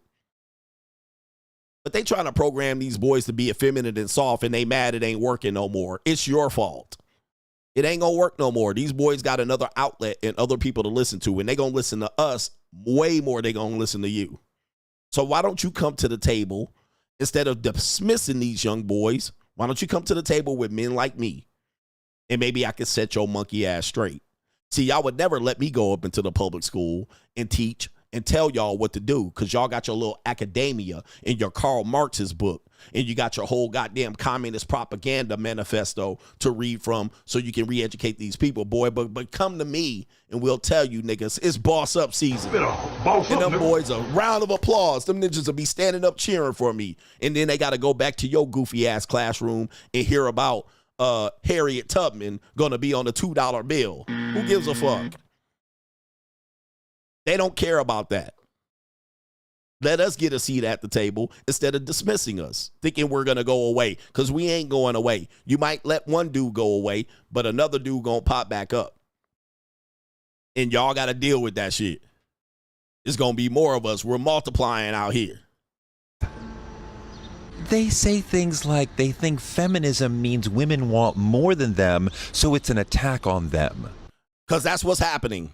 This nigga's a goofball. He looking like a goofy ass Bert from Sesame Street. Because that's exactly what happening with feminism. They think that. Yes, because that's what's happening. You see all these ways of white males seeing black and females and trans people trying to have rights as an attack on them. Because it has been. Because the minute I speak out against it, because I'm supposed to disagree with it, right? So as soon as I vocalize my opinion, guess what? I'm the bad guy. Well, guess what? We're not the bad guy. We're not the bad guy. You know who we are? We're the anti-hero. We're the Thanos. You go to the movies. You go to the movies and you think Thanos was the bad guy until half the people leave the movie theater going, I agree with Thanos. You could not live with your own failure. Where did that bring you? Back to me. See, there was a pivot in our world where the good guy and the bad guy used to be what sells. This is the good guy, you cheer for them. This is the bad guy, you boo them. We don't live in that world no more. We live in a world where, and that changed around the 2000s, the rebellious anti-hero is the winner. Like when you seen rebellious music, there was a music genre of like white rock where you had these boys, they had high pitched voices and they would scream rap on the music. Limp Bizkit, A-Town, you know, these guys. Then you have the rappers, the anti-hero. You have wrestlers where the good guy wore the white hat and the white shorts and the bad guy wore the black shorts. Well, guess what? The cool wrestlers became the men with the black t-shirts. The New World Order, Stone Cold Steve Austin, The Rock. Those begin the people who we cheered. We cheered on the bad guy, but the bad guy became the fan favorite. Okay, Batman was the hero. Now Joker is the sympathetic figure. Okay, in the movie Karate Kid, the good guy was Danielson, but now they got a series where the good guy was from Cobra Kai.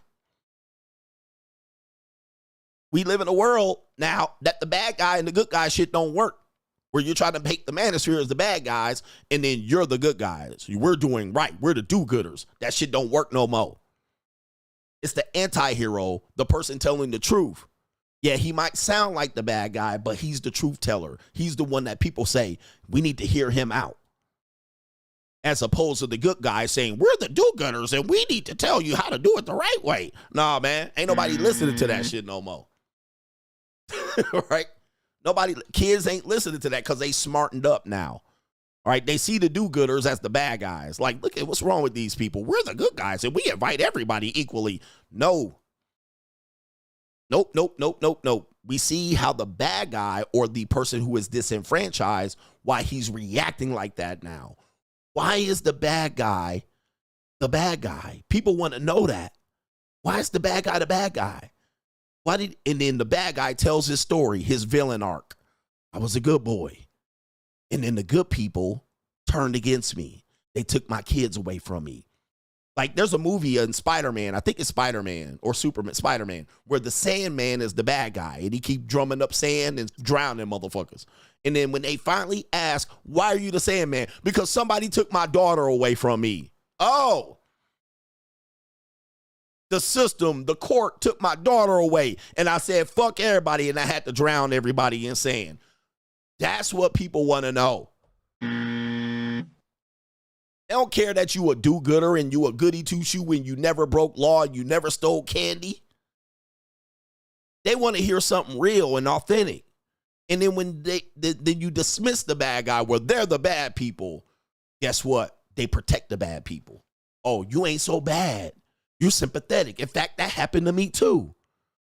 Oh, I would hate for that to happen. And they sympathize with the anti-hero. See, they got it all wrong. You do-gooders, you moral grandstanders.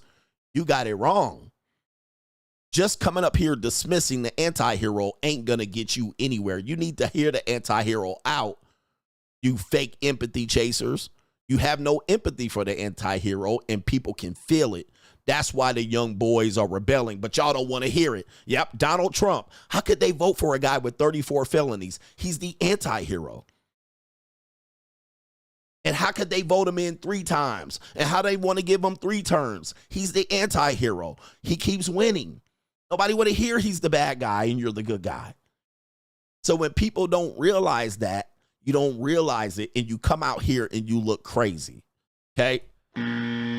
We just going to dismiss Trump and lock him up and give him felonies, and everybody going to think he's bad. Guess what? They voted him in. Because they see what you're doing to him. Even if they don't agree with him, you do have people going, why they doing that to him? Okay, that's uncalled for. That's political assassination. That's not right. You're treating him unfairly. Everybody just want to be treated fairly.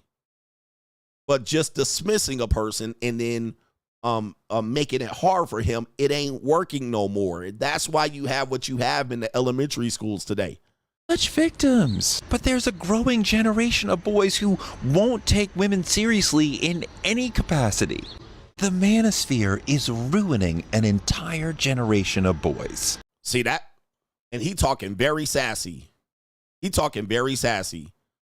Just dismissive. And guys, that dismissive shit ain't gonna work, man. Just to let y'all know, it ain't gonna work no more. People like to root on the underdog. They like to root on the person that has been battle scarred and put through the battles and then survived. Okay, and then they want to call us. They just go. They're ruining a generation of boys. It ain't gonna work. I'm just here to tell you. You can invite me to your table. It ain't gonna work.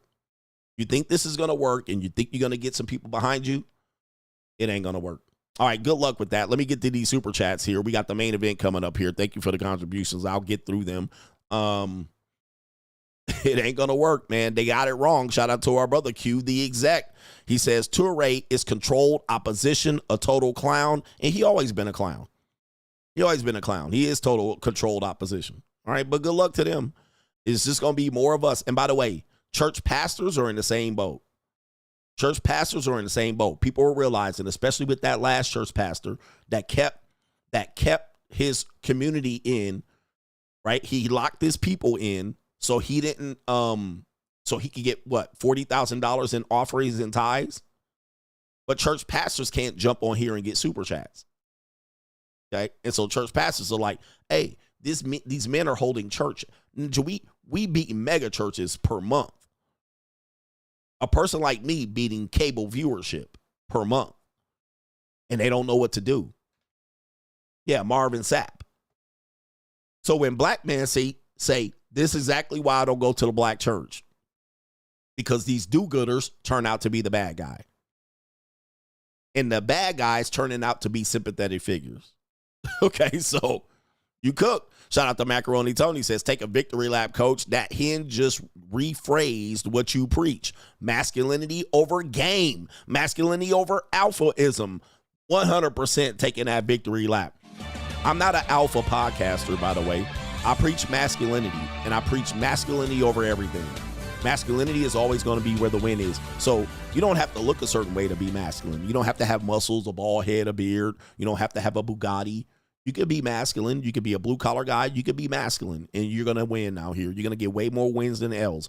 If you out here running game and you're a sneaky fucker, or you out here trying to be a fake-ass alpha with your elbows out and your creatine shake and all of that shit and your muscles and your fake-ass beard, all right, that ain't going to make you a man. Being alpha and fucking women ain't gonna make y'all a man. Running game, that don't make you a man out here. It's all masculinity, and people submit to masculinity. This woman just said it right here. Women want masculinity. All right? They don't want that alpha bullshit, and they don't want that game shit. And society doesn't want it either. All right? So it ain't just what women want. Shout out to Sang says, thank you for Mitch slapping men, then showing them grace by giving them good life lessons afterwards. The king of kings. Shout out to Sang for sure. I had to Mitch slap y'all some reason, yeah, for sure. Shout out to No Government Name ASD says, Coach, do men get ordered to pay the women's attorney's fees in a child support case? How do these strags afford to keep them in court? Not always.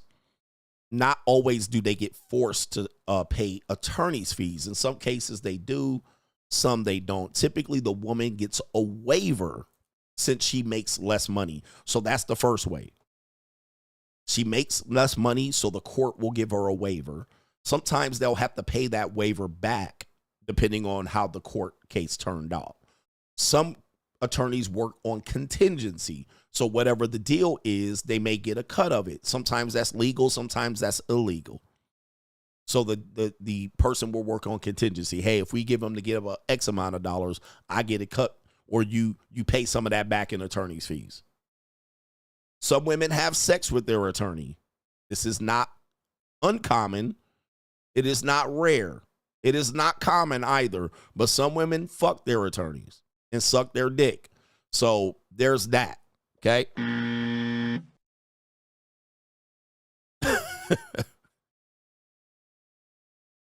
Somebody said here, society wants alpha. Here's the problem with the alpha, and I'm here to teach you. Here's the problems with alpha. Okay. Alpha males.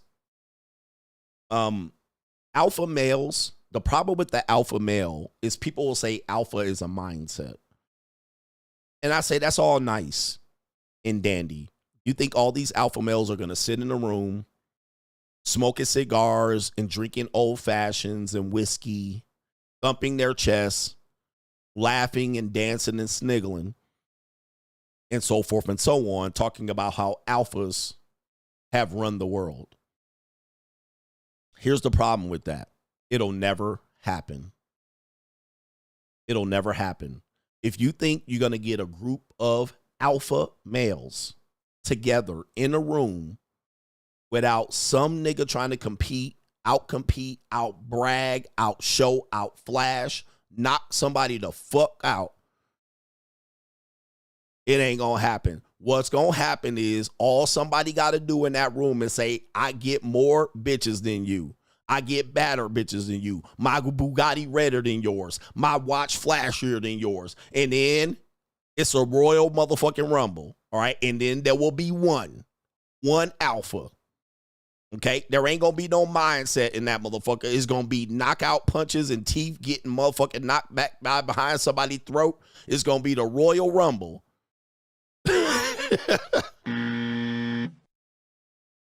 Okay. So there's not a group of alphas. There's an alpha in any particular moment, space, time, or space continuum. There's one. There ain't a whole bunch of y'all. And if there is a whole bunch of y'all, nigga, y'all gonna be in a cage fighting that shit out to the death. Nigga, eye gouging, knees to the nuts, and so forth and so on. Somebody getting a neck snap, and just somebody coming out looking like they went through the meat grinder in the face. So that's the problem with this alpha shit. All right, it's only one.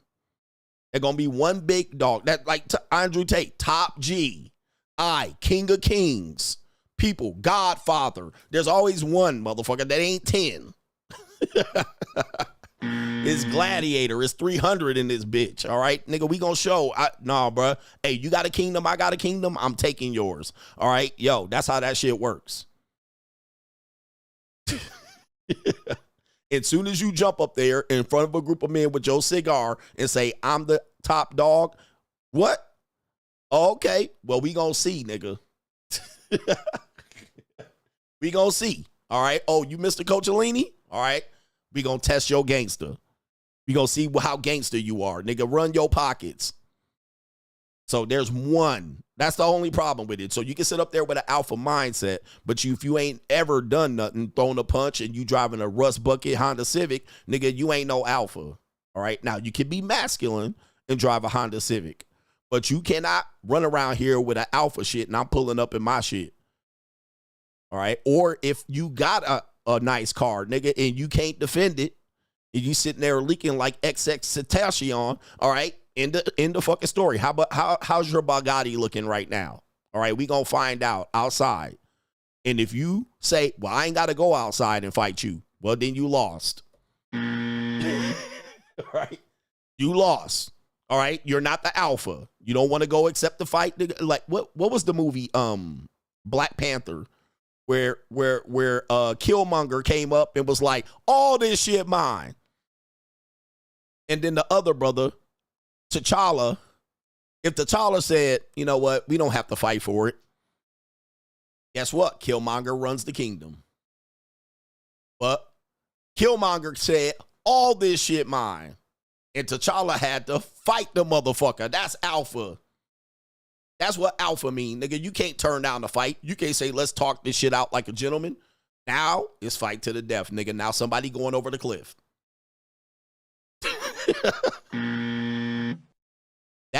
This your king? This your king? All right, that's alpha. All right, and none of y'all niggas are gonna do that. So shut the fuck up, nigga. It's masculinity. Y'all ain't gonna do shit. All right, and it's only gonna take you one punch crunch to lose your alpha card. See, like in MMA, they only got 20 good fights in them, maybe 10. Maybe 10. And then there's a new dog. So 10 fights, I'm the man. Fight 11, I'm getting knocked the fuck out. I only got so much run. So alphas only have so much run. You the top dog today. Tomorrow, you forgotten.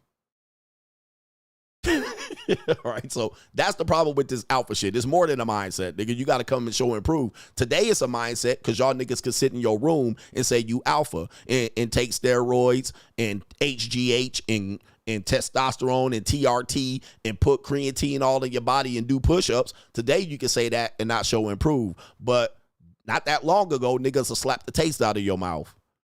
And alpha wasn't a mindset. It was literally what you had to show and prove.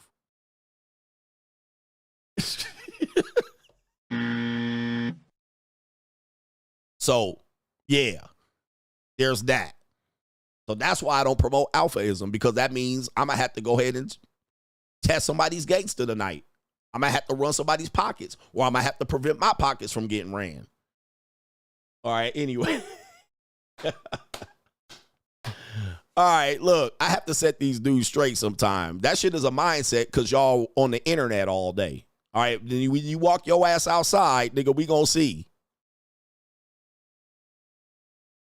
Yep, see you at school. Fight at the park afterwards. Oh, man, I don't want to fight. You're not an alpha no more. You can't claim that you run the yard. All right, anyway. Test your gangster. Shit get real out here, man, in this field. All right, it get real out here outside. Brothers, y'all lucky y'all born in a time where niggas can't just snatch your collar. All right, what?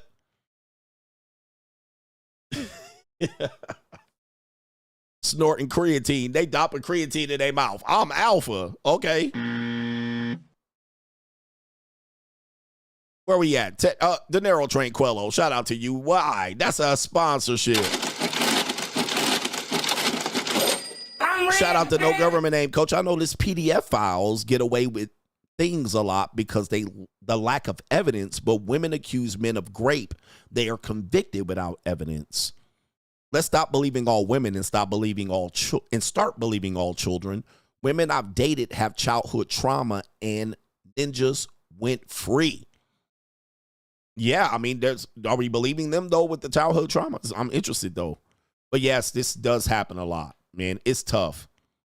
It's tough, man. I think the courts are not a place of justice. It's just a place of basically who has the biggest amount of money to get off a defense. I mean, prolonging a case, there's something called a Stalingrad defense, if I'm not mistaken. And that's a way for me to make sure you don't have no money to fight for yourself. You run out of money. They're using that against Andrew Tate, by the way. If you don't know, what they're doing to Andrew Tate is trying to get him to bleed out of money so he can't defend himself. All right, that is definitely a classic defense. I've used that defense against my ex. Just prolong, keep the case going, right? Ex-wives use it against their husbands. That's what they do, all right? They prolong it. You're frustrated. They make you run out of money, and then they make you give up. So that's what the legal system is about. It's about how long can you fight? How long can you stand in there and stay mentally strong? So, yeah, that's the thing with it, man. I don't know. That's why people get away with stuff. That's why people get away with stuff. That's why people get convicted of stuff. Shout out to Brown 310 says, shout out to all the stack girls out here. Shout out to you doing stuff for a stack. And no government name. As a Gen Z, I love donating to you because you've been screwed over and lied to by society. But you had the balls to question society, rebuild yourself brick by brick, and become successful on your own. It's a real deal. And that's what people admire about people like me, right? And you might not like me, but you look at me and go, could I have done that? Could I have endured that? Could I have gone through that and become what he's become? And people question my motives, and then they see the results. That's why people follow people like me. Not because they generally like me, it's because they see something in me that they would want to emulate. Now, take Touré. Okay? Take Touré. Yo, Andrew Tate. What does this man represent for men? This is what they don't get. They think they just can come in here and tell you what to do. Look at him. And look at Andrew Tate. What boy, despite the fact that people think Andrew Tate is corny, you put him and Andrew Tate together. And what boy wants to be Touré versus what boy wants to be Andrew Tate? Now, you might think it would be crazy for people to say the boys would probably like to be Andrew Tate because that's who he's criticizing. Yes, more boys would probably choose to be Andrew Tate over this nigga. And they don't understand it. Okay? Okay, let's take Tate off. Donald Trump. Do you want to be Donald Trump or this dude? Right? It's easy. Most people will take Donald Trump. That's the same thing with Joe Biden. Bro, I can't go with Biden. Look, I'm taking Trump. Well, he fat and he orange and he got no hair and it's comb over. Who cares? I'll be Trump. His whole story, I'll be him. And they don't get it. They're like, why? I don't get it. They're just going on this moral compass, but they don't understand men. Men can't sit back on morality alone. Because why? Well, we got to fight. We got to show and prove. We got to build. We got to grind. We got to get it out of the mud. Morality is low. Morality down here. But when you somebody that's just protected by the communists and the Democrats and the liberals, you can just rest on morality all day long. But look at how you look. Did you look at yourself in the mirror? You got turtle shell glasses that are too big. You look like a cricket and a turtle at the same time. Your forehead wrinkled up. Ninja, your hairline receding and you keeping the side hair looking like George Jefferson. Your beard ain't filled in. You too skinny in the face. You don't eat meat. Pause. Like, it's too easy, bruh. And they don't want to see it. Why they want to be CGA? He got a Porsche, right? And he got JUCOs get folded up. Why you don't want to be Touré? He's moral. He's right. He believes in equality for all. All right, nah, I don't want to be him, bruh. No, thank you. I'll take the Porsche and JUCOs. Why? This doesn't make sense. He's immoral. Right? He's wrong. Ladies, if you have sons, they want to be me. They don't want to be him. Your sons will likely want to be me. I don't give a shit what you think. Ladies, your sons want to be me.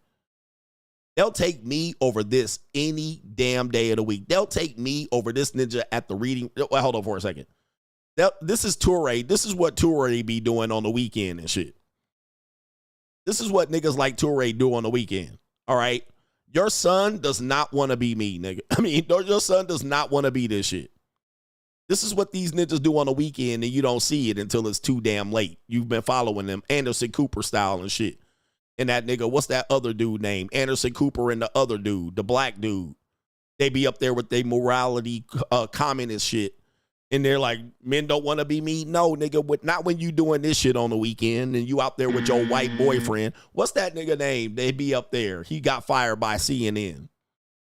And they be up there like, we're moral, we're right. People want to be like me. Men don't want to be like you when you do this shit on the weekend. What's that dude's name? I'm going to pull him up. Don Lemon. Hold on for a second. Don Lemon. Let me see here. Here you go right here. Bruh, I don't care how much morality you put out here and how much Trump bad and how much the Republicans, MAGAs are whatnot. I don't care, bruh. And when you go home like this, men don't want to be like you. Period, point blank. Now, I ain't against what you doing. I ain't just gonna be that, nigga. And neither is my son, and neither is most men's son, bruh. Ain't nobody trying to see this shit. Ain't nobody want to be you, fam. Touré, nobody want to be you, man. They want to be CGA. Right? They want to be Andrew Tate. Despite the fact that they want to be Donald Trump. They want to be Donald Trump. And if you keep denying this shit and trying to make me the bad guy, nigga, well, y'all gonna keep losing to the Manosphere, bruh. Y'all gonna keep losing to the Manosphere with your shit just because y'all control the media and all that shit. Keep losing, bruh. All right, we gonna keep getting the audience, man. Your sons, my sons don't want to be you, and they never don't want to be you, Touré. You never gonna people to be try to emulate you. At least not no alpha male, masculine, heterosexual male. All right, anyway. They don't want to hear me though, man. And then when we say it, we the bad guys. Ladies, we are not the bad guys. We're the anti-hero and we gonna be it. You could not live with your own failure. Where did that bring you? And you can't stop it either. You still can't go, and you ain't gonna stop it. Main event.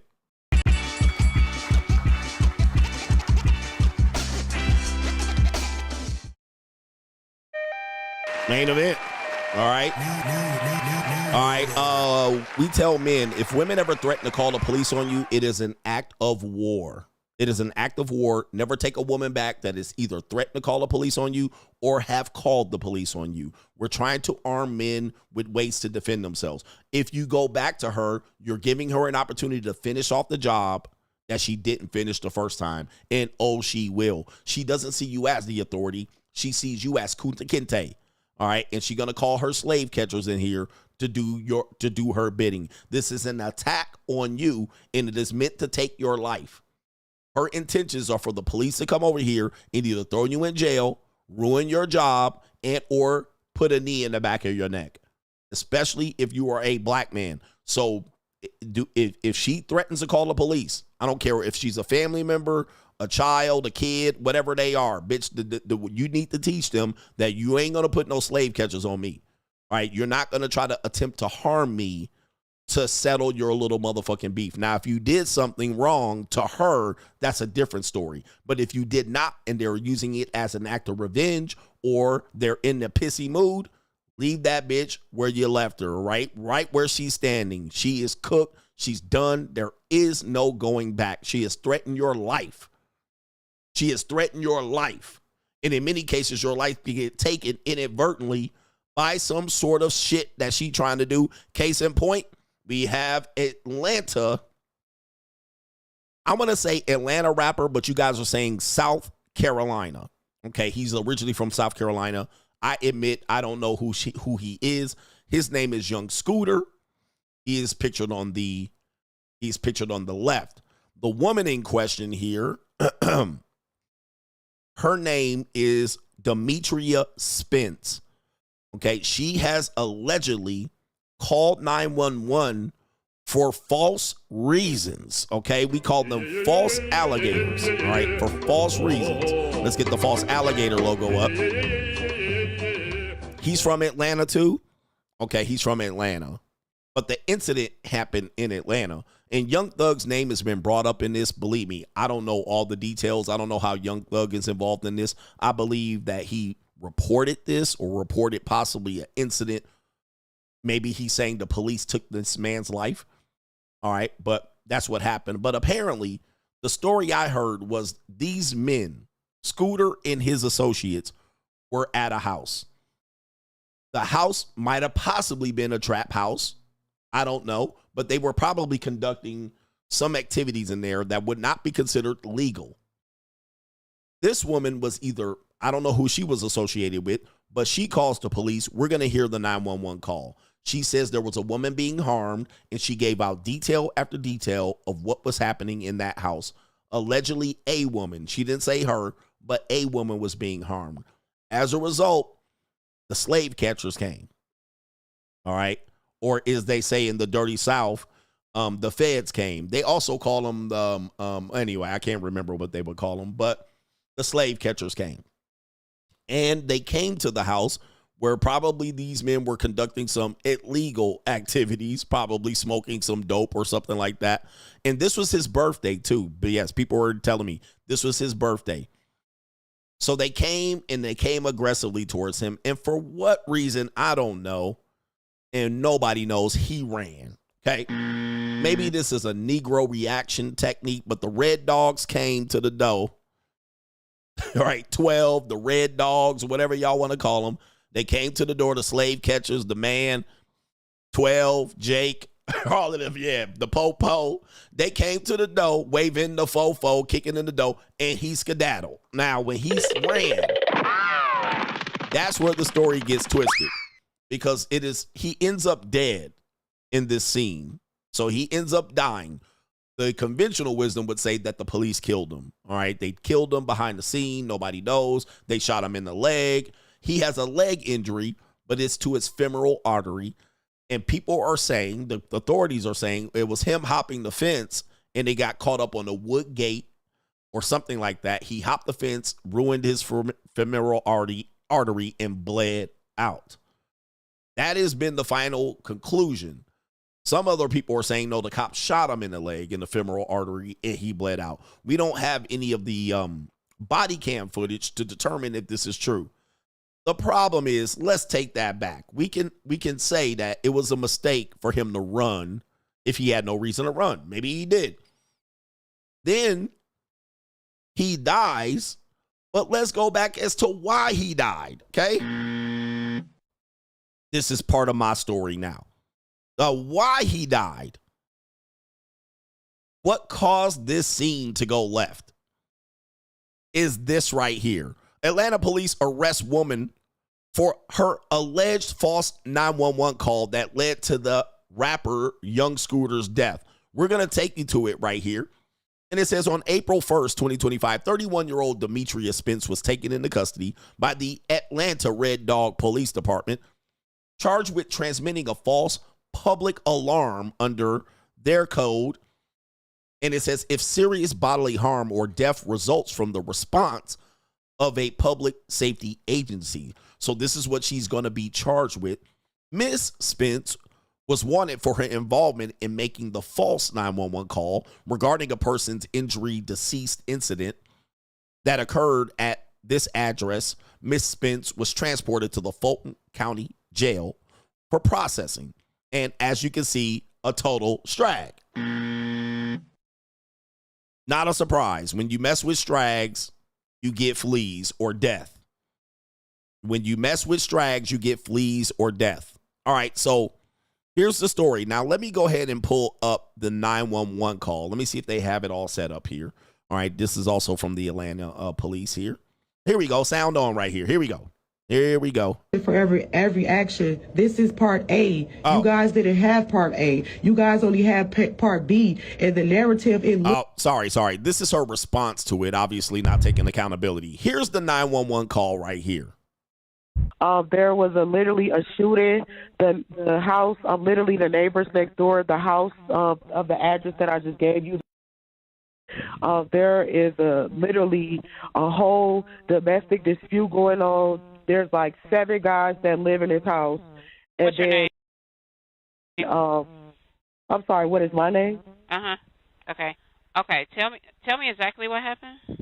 Okay, so I'm the neighborhood watch, and basically like I said, these guys they're like selling drugs in and out of the house. All you see is guys coming in and out of the house with guns and stuff. They hold the guns in the air, and then it's like, I'm not sure if they're pimping, but it's the situation that's going on right now. Let me stop here.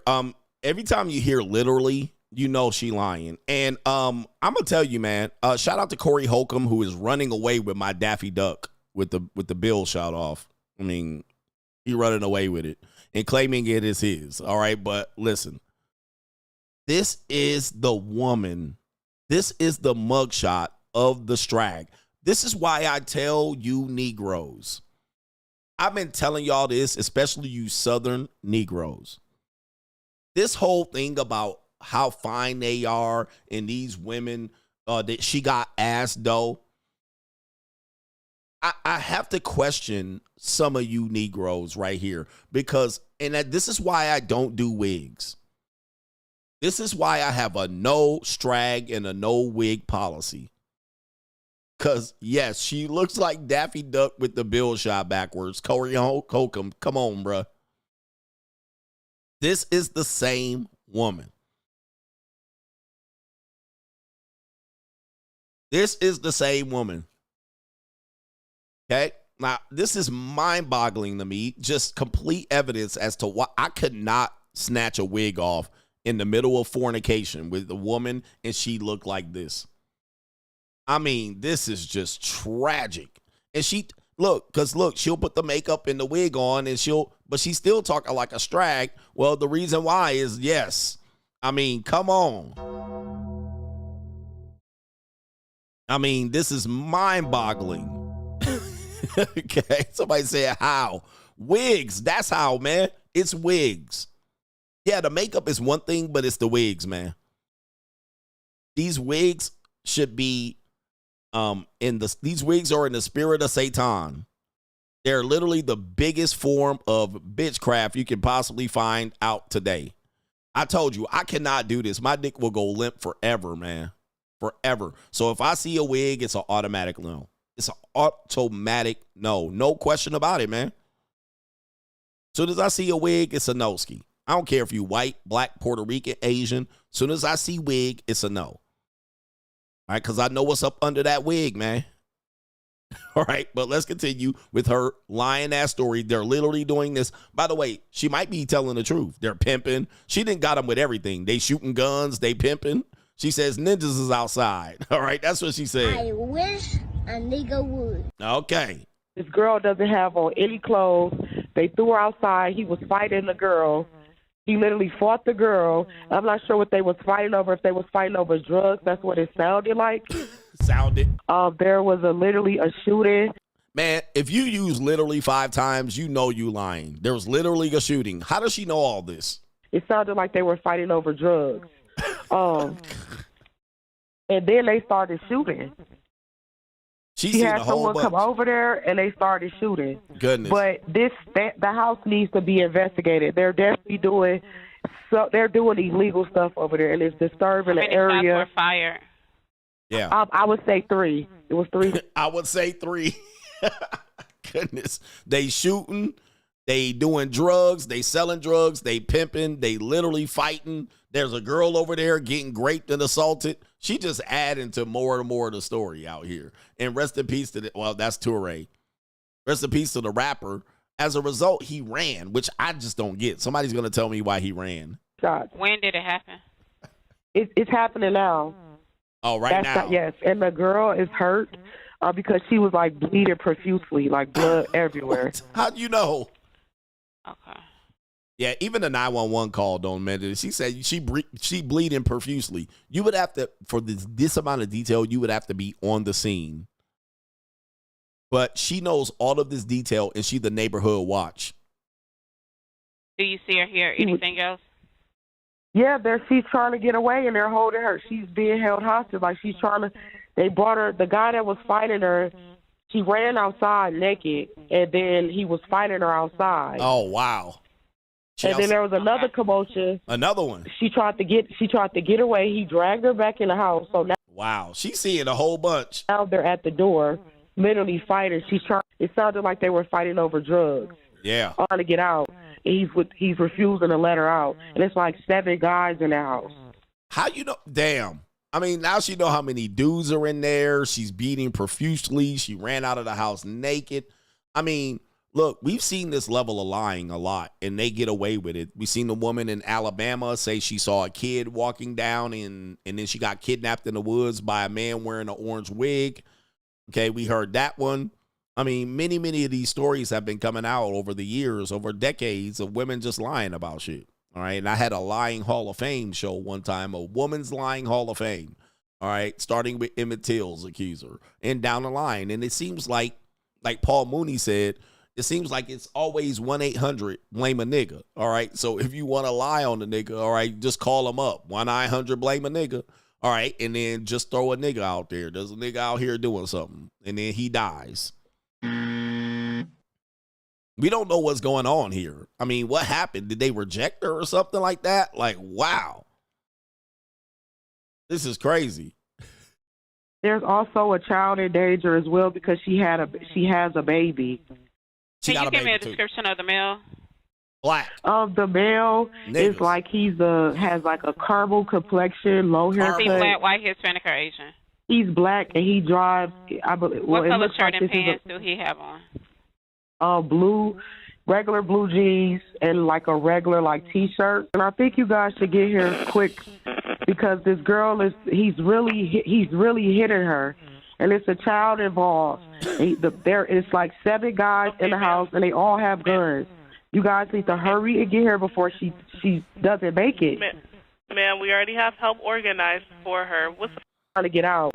He's refusing to let her out. Man, so we hear this story here. Let me see here. So we have her now admitting to calling the authorities to the home where young Scooter was, and she says, I was physically abused, so I called to protect myself. Okay, here we go. There's a reaction for every action. What? This is part A. You guys didn't have part A. You guys only had part B. And the narrative, it looks like I was trying to set this man up because you guys don't have part B. I'm giving you part B. Okay. I'm giving you what led up to the call. What? I was physically abused, so I called to protect myself. Oh, see, you were physically abused, or did you get in a fight? You got into a fight with them. You tried to get some drugs for free. They told you to kick rocks, and then you were mad and you called. All right, so you are a part of this. You were physically abused. As soon as you hear the abuse card, you know they're lying. I was physically abused. Okay, let me hear it. That's the issue. That's part A. What? I never had any intentions to get anybody hurt. I was the one that was getting hurt. How? And I came here to say my truth. That's it. That's all. I don't want no clout. I don't want anything. All these troll pages, y'all don't know me. None of y'all know me at all. Okay. At the end of the day, I'm a woman. There it is. I'm a woman. I'm moral. I have the moral high ground. I won't lie. And men beat me up and they kill and rob and steal and grape. She's just pulling the woman card out. At the end of the day, I'm a woman. So believe me. At the end of the day, I'm a woman. Why would I lie? You gave more details about the fake story than the story of you being physically abused. And then so she ain't say I ain't lying. She just saying I'm a woman. So yeah, believe me. And I was physically abused. He was abusive. He was abusive towards me. And I was physically abused How? multiple times. How? the brick lady. We got the brick lady. We got the woman from Alabama. There was another woman that I was bringing up too, Rosa Parks. All right, but the shit don't end, bruh. I mean, it's just one lie after the other. And here's the problem with it, is that you guys don't realize that in the course of history, lies of women have changed the world. Changed the world. It changed laws. It changed outlooks. It changed, customs, mores, norms, religion. One woman lies, it changes the world. Because what happens is we come first to do what? Oh, we need to rescue her. We believe it. Damsel in distress. Wow, some of these abusive men, these vulgar men. But women, one woman has a lie, it changes the whole world. That's how important a woman's truth is. And that's why we have to punish these women for doing this. Rape allegations. Jesus. Dude, this woman changed the whole curse of the world for 2,000 years. By just saying, well, I don't know how this baby got in my stomach. Wars have been started. Kingdoms have been crushed. And yes, have men been pieces of shit? Absolutely. But this is why when they say believe all women, it is absolutely dangerous. So much so that the woman who was over the Me Too movement, she separated from the idea of believing all women. This is why when I challenge you, guys, never believe a woman, right? You got to have proof. You have to have information. You have to have a whole bunch of shit. Well, what if it's your daughter? No, don't fuck that, bruh. We ain't dealing with all that. Let me hear the details. I don't care if it's my daughter or not. Well, you got to believe your daughter. No, I don't, motherfucker. I don't have to believe her. All right. I need some evidence, right? Before I believe her. What about the woman that beat the girl over the head with the baton at the track athlete? And she stayed up there and lied.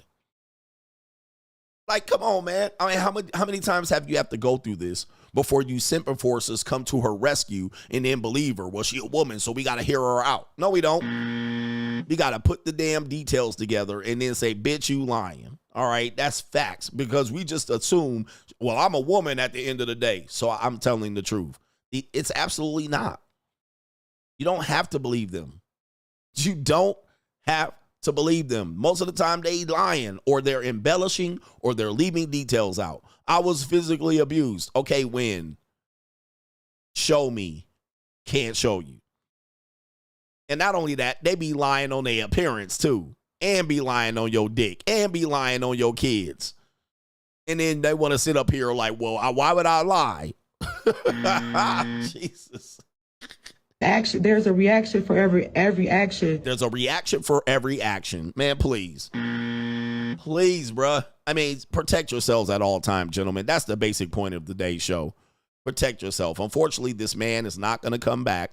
She don't feel bad about it at all. She doesn't feel bad about it at all.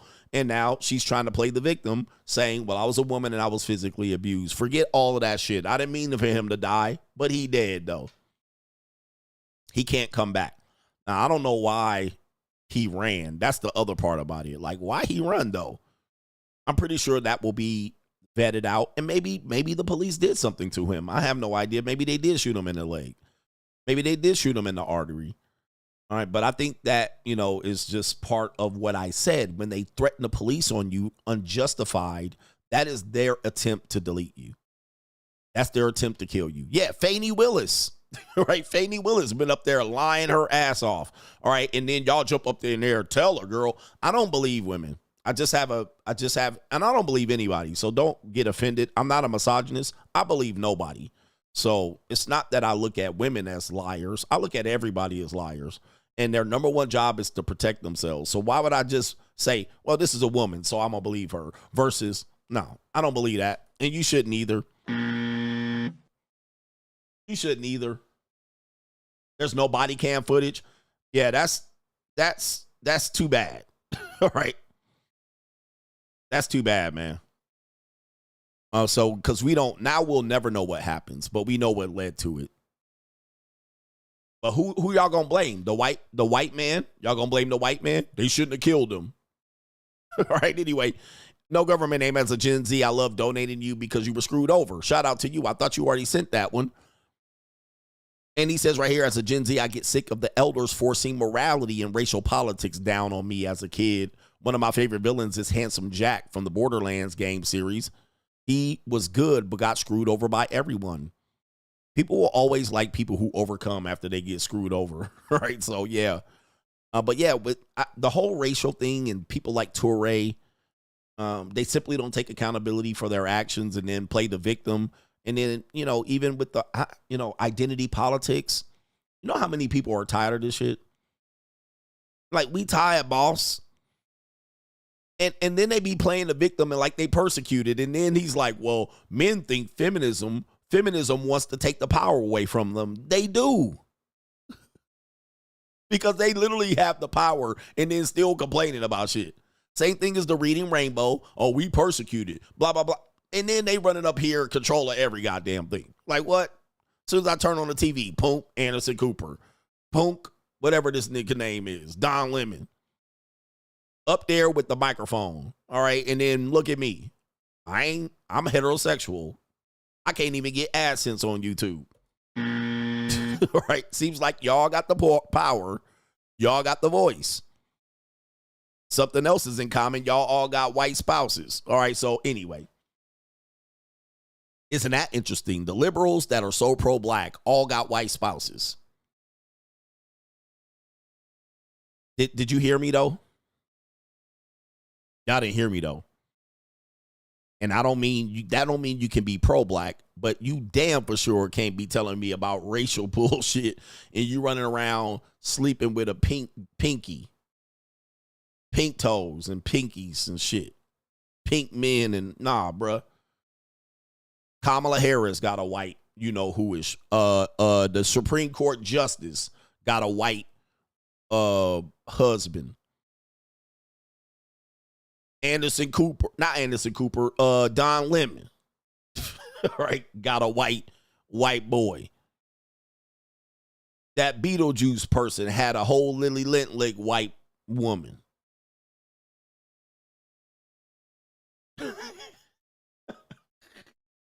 All right.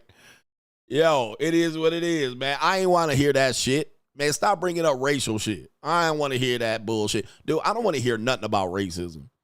Really, I mean, I can bring it up every now and then. I can.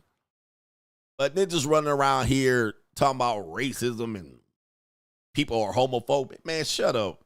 Y'all lying. Because nobody care about that shit, bro. Nobody care about that, bro. Nobody want to hear that shit every day. AOC got a white boyfriend, don't she?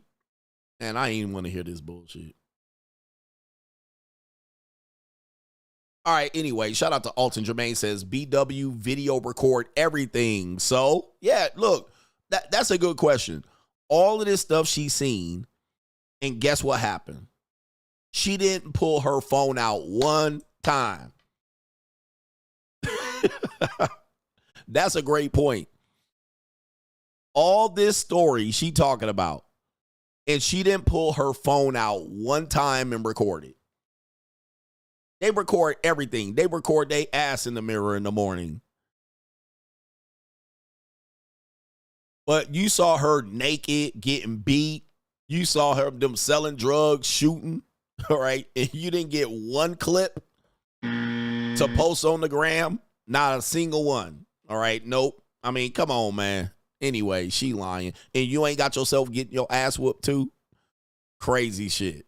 QD exec, shout out to you. He says she looks like Demetrius Brown from Georgia. She does. She looked like her daddy with a wig on, for sure. For sure. They shooting, selling drugs, pimping. All right. Ain't got them on camera once. Like, you got to think about this. They didn't want to sell her any drugs. People were saying that happens there. So she went to go buy some drugs and she said, nah, because you a snitch. And they were right.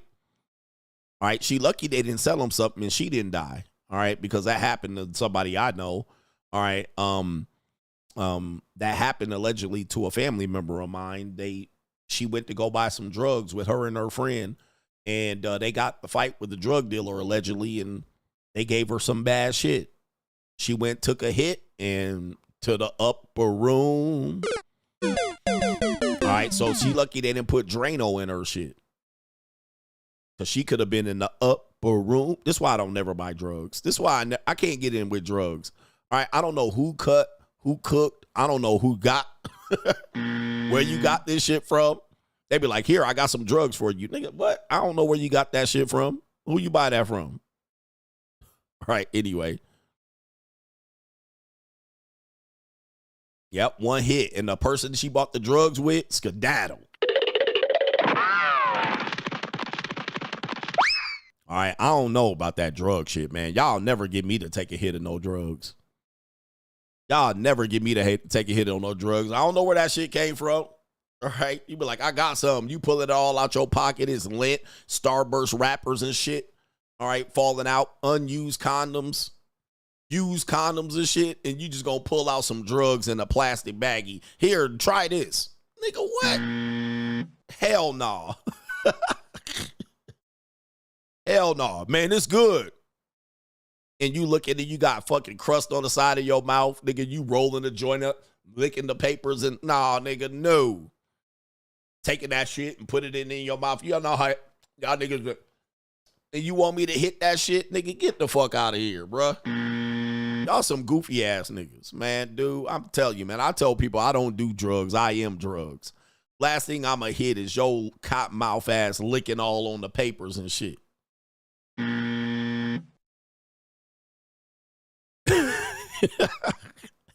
Right.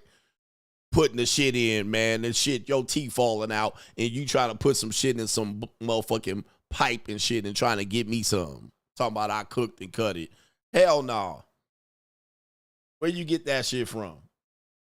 All right, anyway, I ain't never if I'm gonna do some drugs, I'm gonna be my drugs. Greasy, crusty ass lips.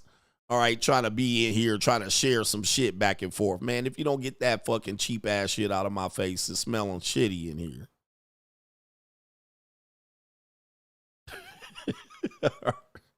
He said lips looking like bark. Yo, you got black ass lips. All right, your lips so goddamn black from smoking out. You think I'ma hang out with your ass? Your knuckles black, right all up in here, black. Nigga, your nails yellow and black. All your shit supposed to be pink. Nigga, your nails supposed to be pink under it, nigga. All right, it ain't supposed to be burnt black. All right, your lips burnt ass black. Your lips supposed to be black, nigga. I mean, your lips supposed to be pink. All right, your lips all black and shit. I'm supposed to be listening to you talking about some shit. All right, smoking out. Trying to hand me some shit. Try this. Nigga, you don't even know the proper dosage. You just handed me some shit. Just sprinkling in my head. Take it. Nigga, who the hell are you? You ain't no goddamn chemist. Try these edibles. Nigga, you don't know how I'ma act. Gums all black, black ass lips, jaundice ass eyes and shit. Staying up all night, laced out.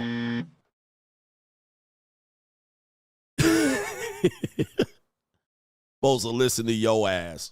All right, no, sir. Get them drugs away from me, man. Drugs are bad. Drugs are bad. All right, shout out to Snap Tech Fix. This bitch had every reason ever to call the police in one call. Abuse, selling dope, misuse of firearm, pimping. Sheesh. He says this XX is a demon, literally. Free agent lifestyle for life. Y'all be living around demons, man.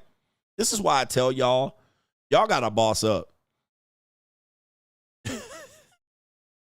Y'all gotta boss up. Because when you tell me, you know, you can save money by living in certain neighborhoods, you can, you know, you don't have to live in certain neighborhoods because they don't like you, and you don't have to drive better shit, and you don't have to live. When you do this, the one thing you don't factor in is that when you do this, your neighbors are these people. Okay? When you tell me to stay in the black community and this and shit, you act like black people are like all black people are looking to protect you and shit. I'm going to say, I ain't going to live on that side of the neighborhood because rent $1,800 for a one bedroom. I can get a one bedroom for $1,250 and these be your neighbors all night long. See, that's the one thing you don't factor in, bruh. Like, when you live less, you are around worse people. You're around worse people. Y'all don't factor in the neighbors and all the excess car insurance you're going to pay when they break in your car, all the loud music at 11 p.m., boom, boom, boom, boom, boom. Niggas outside to 2 a.m. shooting dice.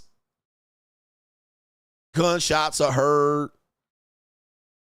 Somebody got killed on the corner of your street, and you saving $350 in rent. Man, pay the $350. Go move to some nice shit.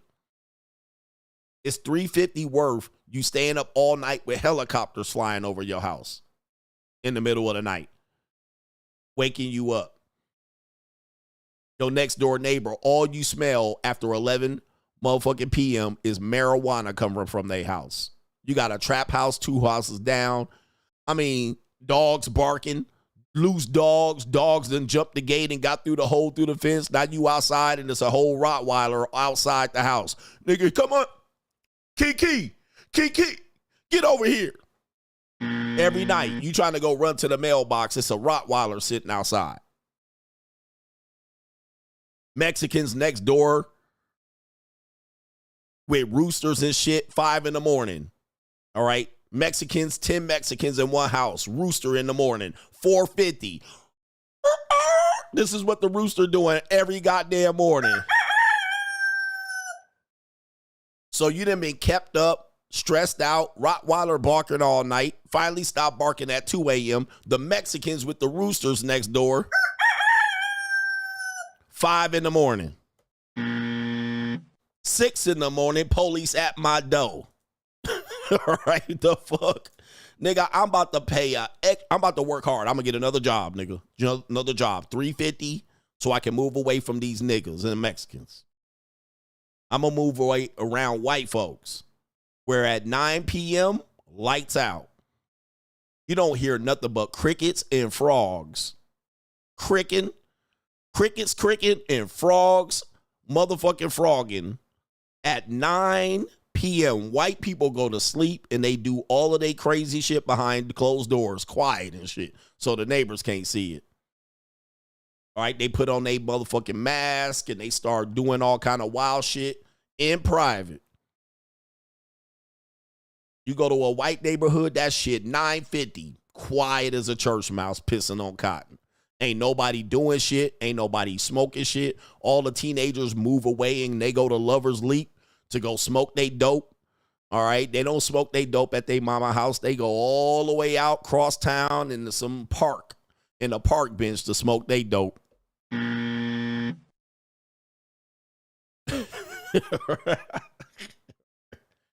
at 9:50, I'll be like this. 6 in the morning, white people be out jogging and shit. Quiet as shit. They be quiet. All right. 1 p.m., white women just jogging down the street with their ponytail. That's when you in some good shit right there. I'll pay an extra $350 a month to live around that shit. All right. I ain't even living around no people to say $350 and they shooting up the neighborhood.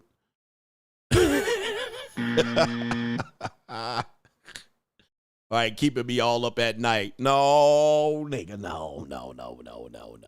All right, let me get to the last super chat. No government name. I remember when I was a kid, I always chose the evil side when playing the video game or watching anime, realizing the villain always had a justified reason for doing what they did, but the good side only had morality and nothing else. Why should we do it? Because it's for the good. All right, no, that ain't a good reason to stop the fucking world. All right, and destroy shit and destroy people's lives. All right, because we're good.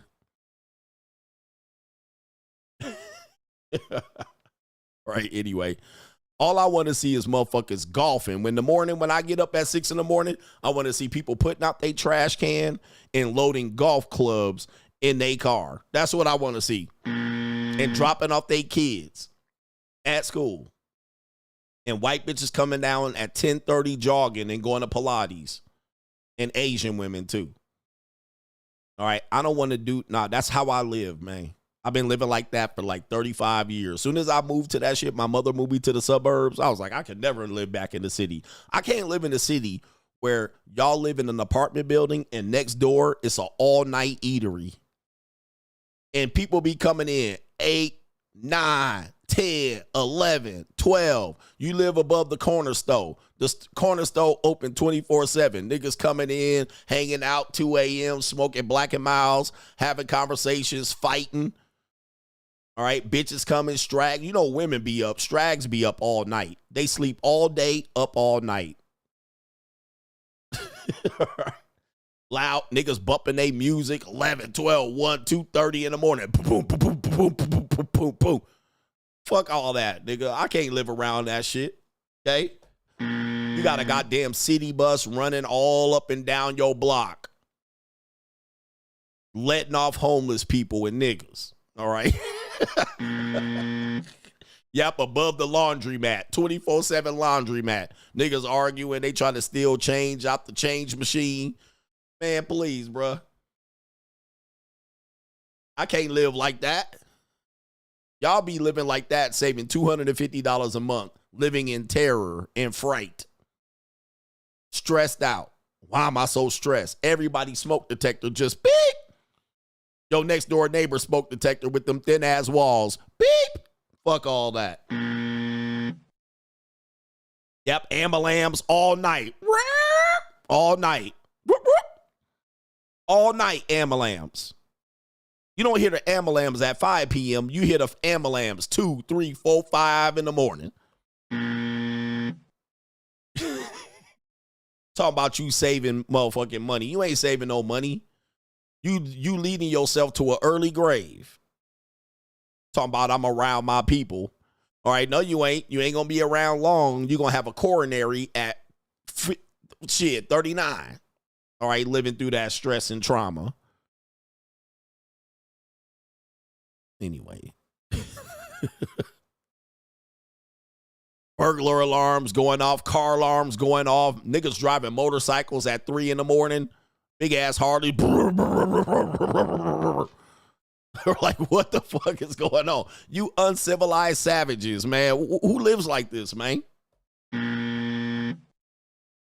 You live across next to the high school. They have a high school fight. Niggas getting stabbed at the high school rivalry game. Oh, they shooting up the high school game again. Why you live over there, bruh?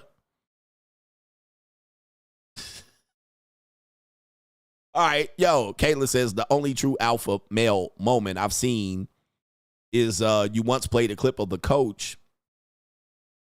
It was the NBA All-Star game and the league celebrating 75th anniversary, and all the legends stood around Michael Jordan as he called out Magic. He says that will be the only true alpha male moment that we'll see. Yes, indeed, where they be quiet. All right, there ain't a lot of men out here that would just be around men where they just quiet like that. All right, Hellcat. You know the Hellcat, the engine don't, you know, you ever have a supercar where the engine purrs? It sounds like precision. You're around a Ferrari, a Porsche, you know what I mean, an Aston Martin, and you hear it start up and it'd be like, boom. You'd be like, God damn, that engine sounds fantastic. Sounds, it's just purring, just boom, boom. It's just right. It's finely tuned machine. Hellcat. Right down the street. SRT. And that bitch going 30 miles an hour, just screaming. Can't move all of that goddamn fiberglass and aluminum. It's screaming. And ain't even speeding. You waiting to look around and see something that go by you like this. And that bitch like, scream.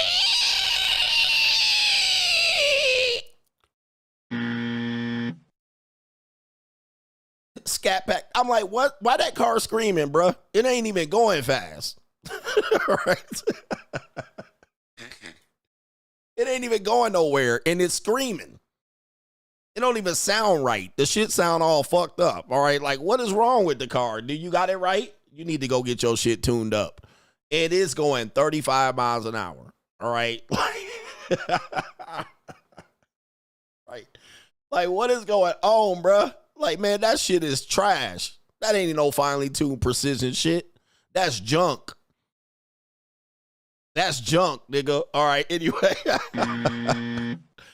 All right, let me stop. There's a lot of hellcats right here. Look, Caitlin says, women, Coach, I'm sure you noticed that women's sexual fantasies don't involve their husband or boyfriends. Facts. In marriage, he says, men are discouraged from being dominant with their wives. Hence, they get less sex and cheated on. Husbands shouldn't be discouraged from being dominant. That's a fact. Right? All right, that's a fact. I think we got everybody because, yes, it is time to go. It is at the 4-hour mark. It is. Let's see here. Martin Muhammad, tell the truth, Coach. They are the epitome of stingy and greedy at the same time. See Jane Jetson. And don't make the mistake I did thinking that because she makes a lot of money that she is keen on sharing.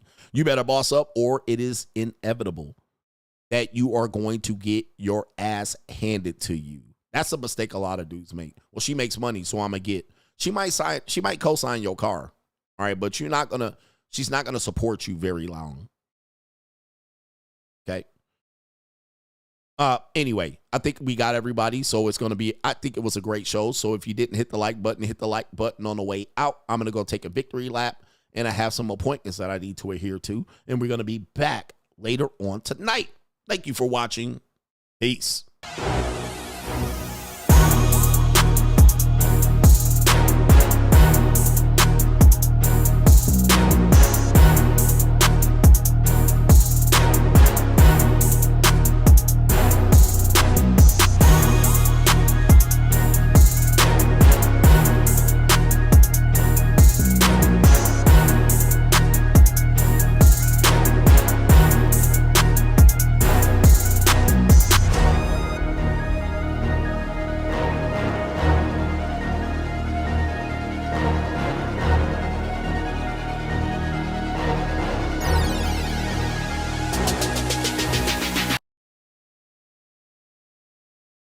Better boss up, nigga.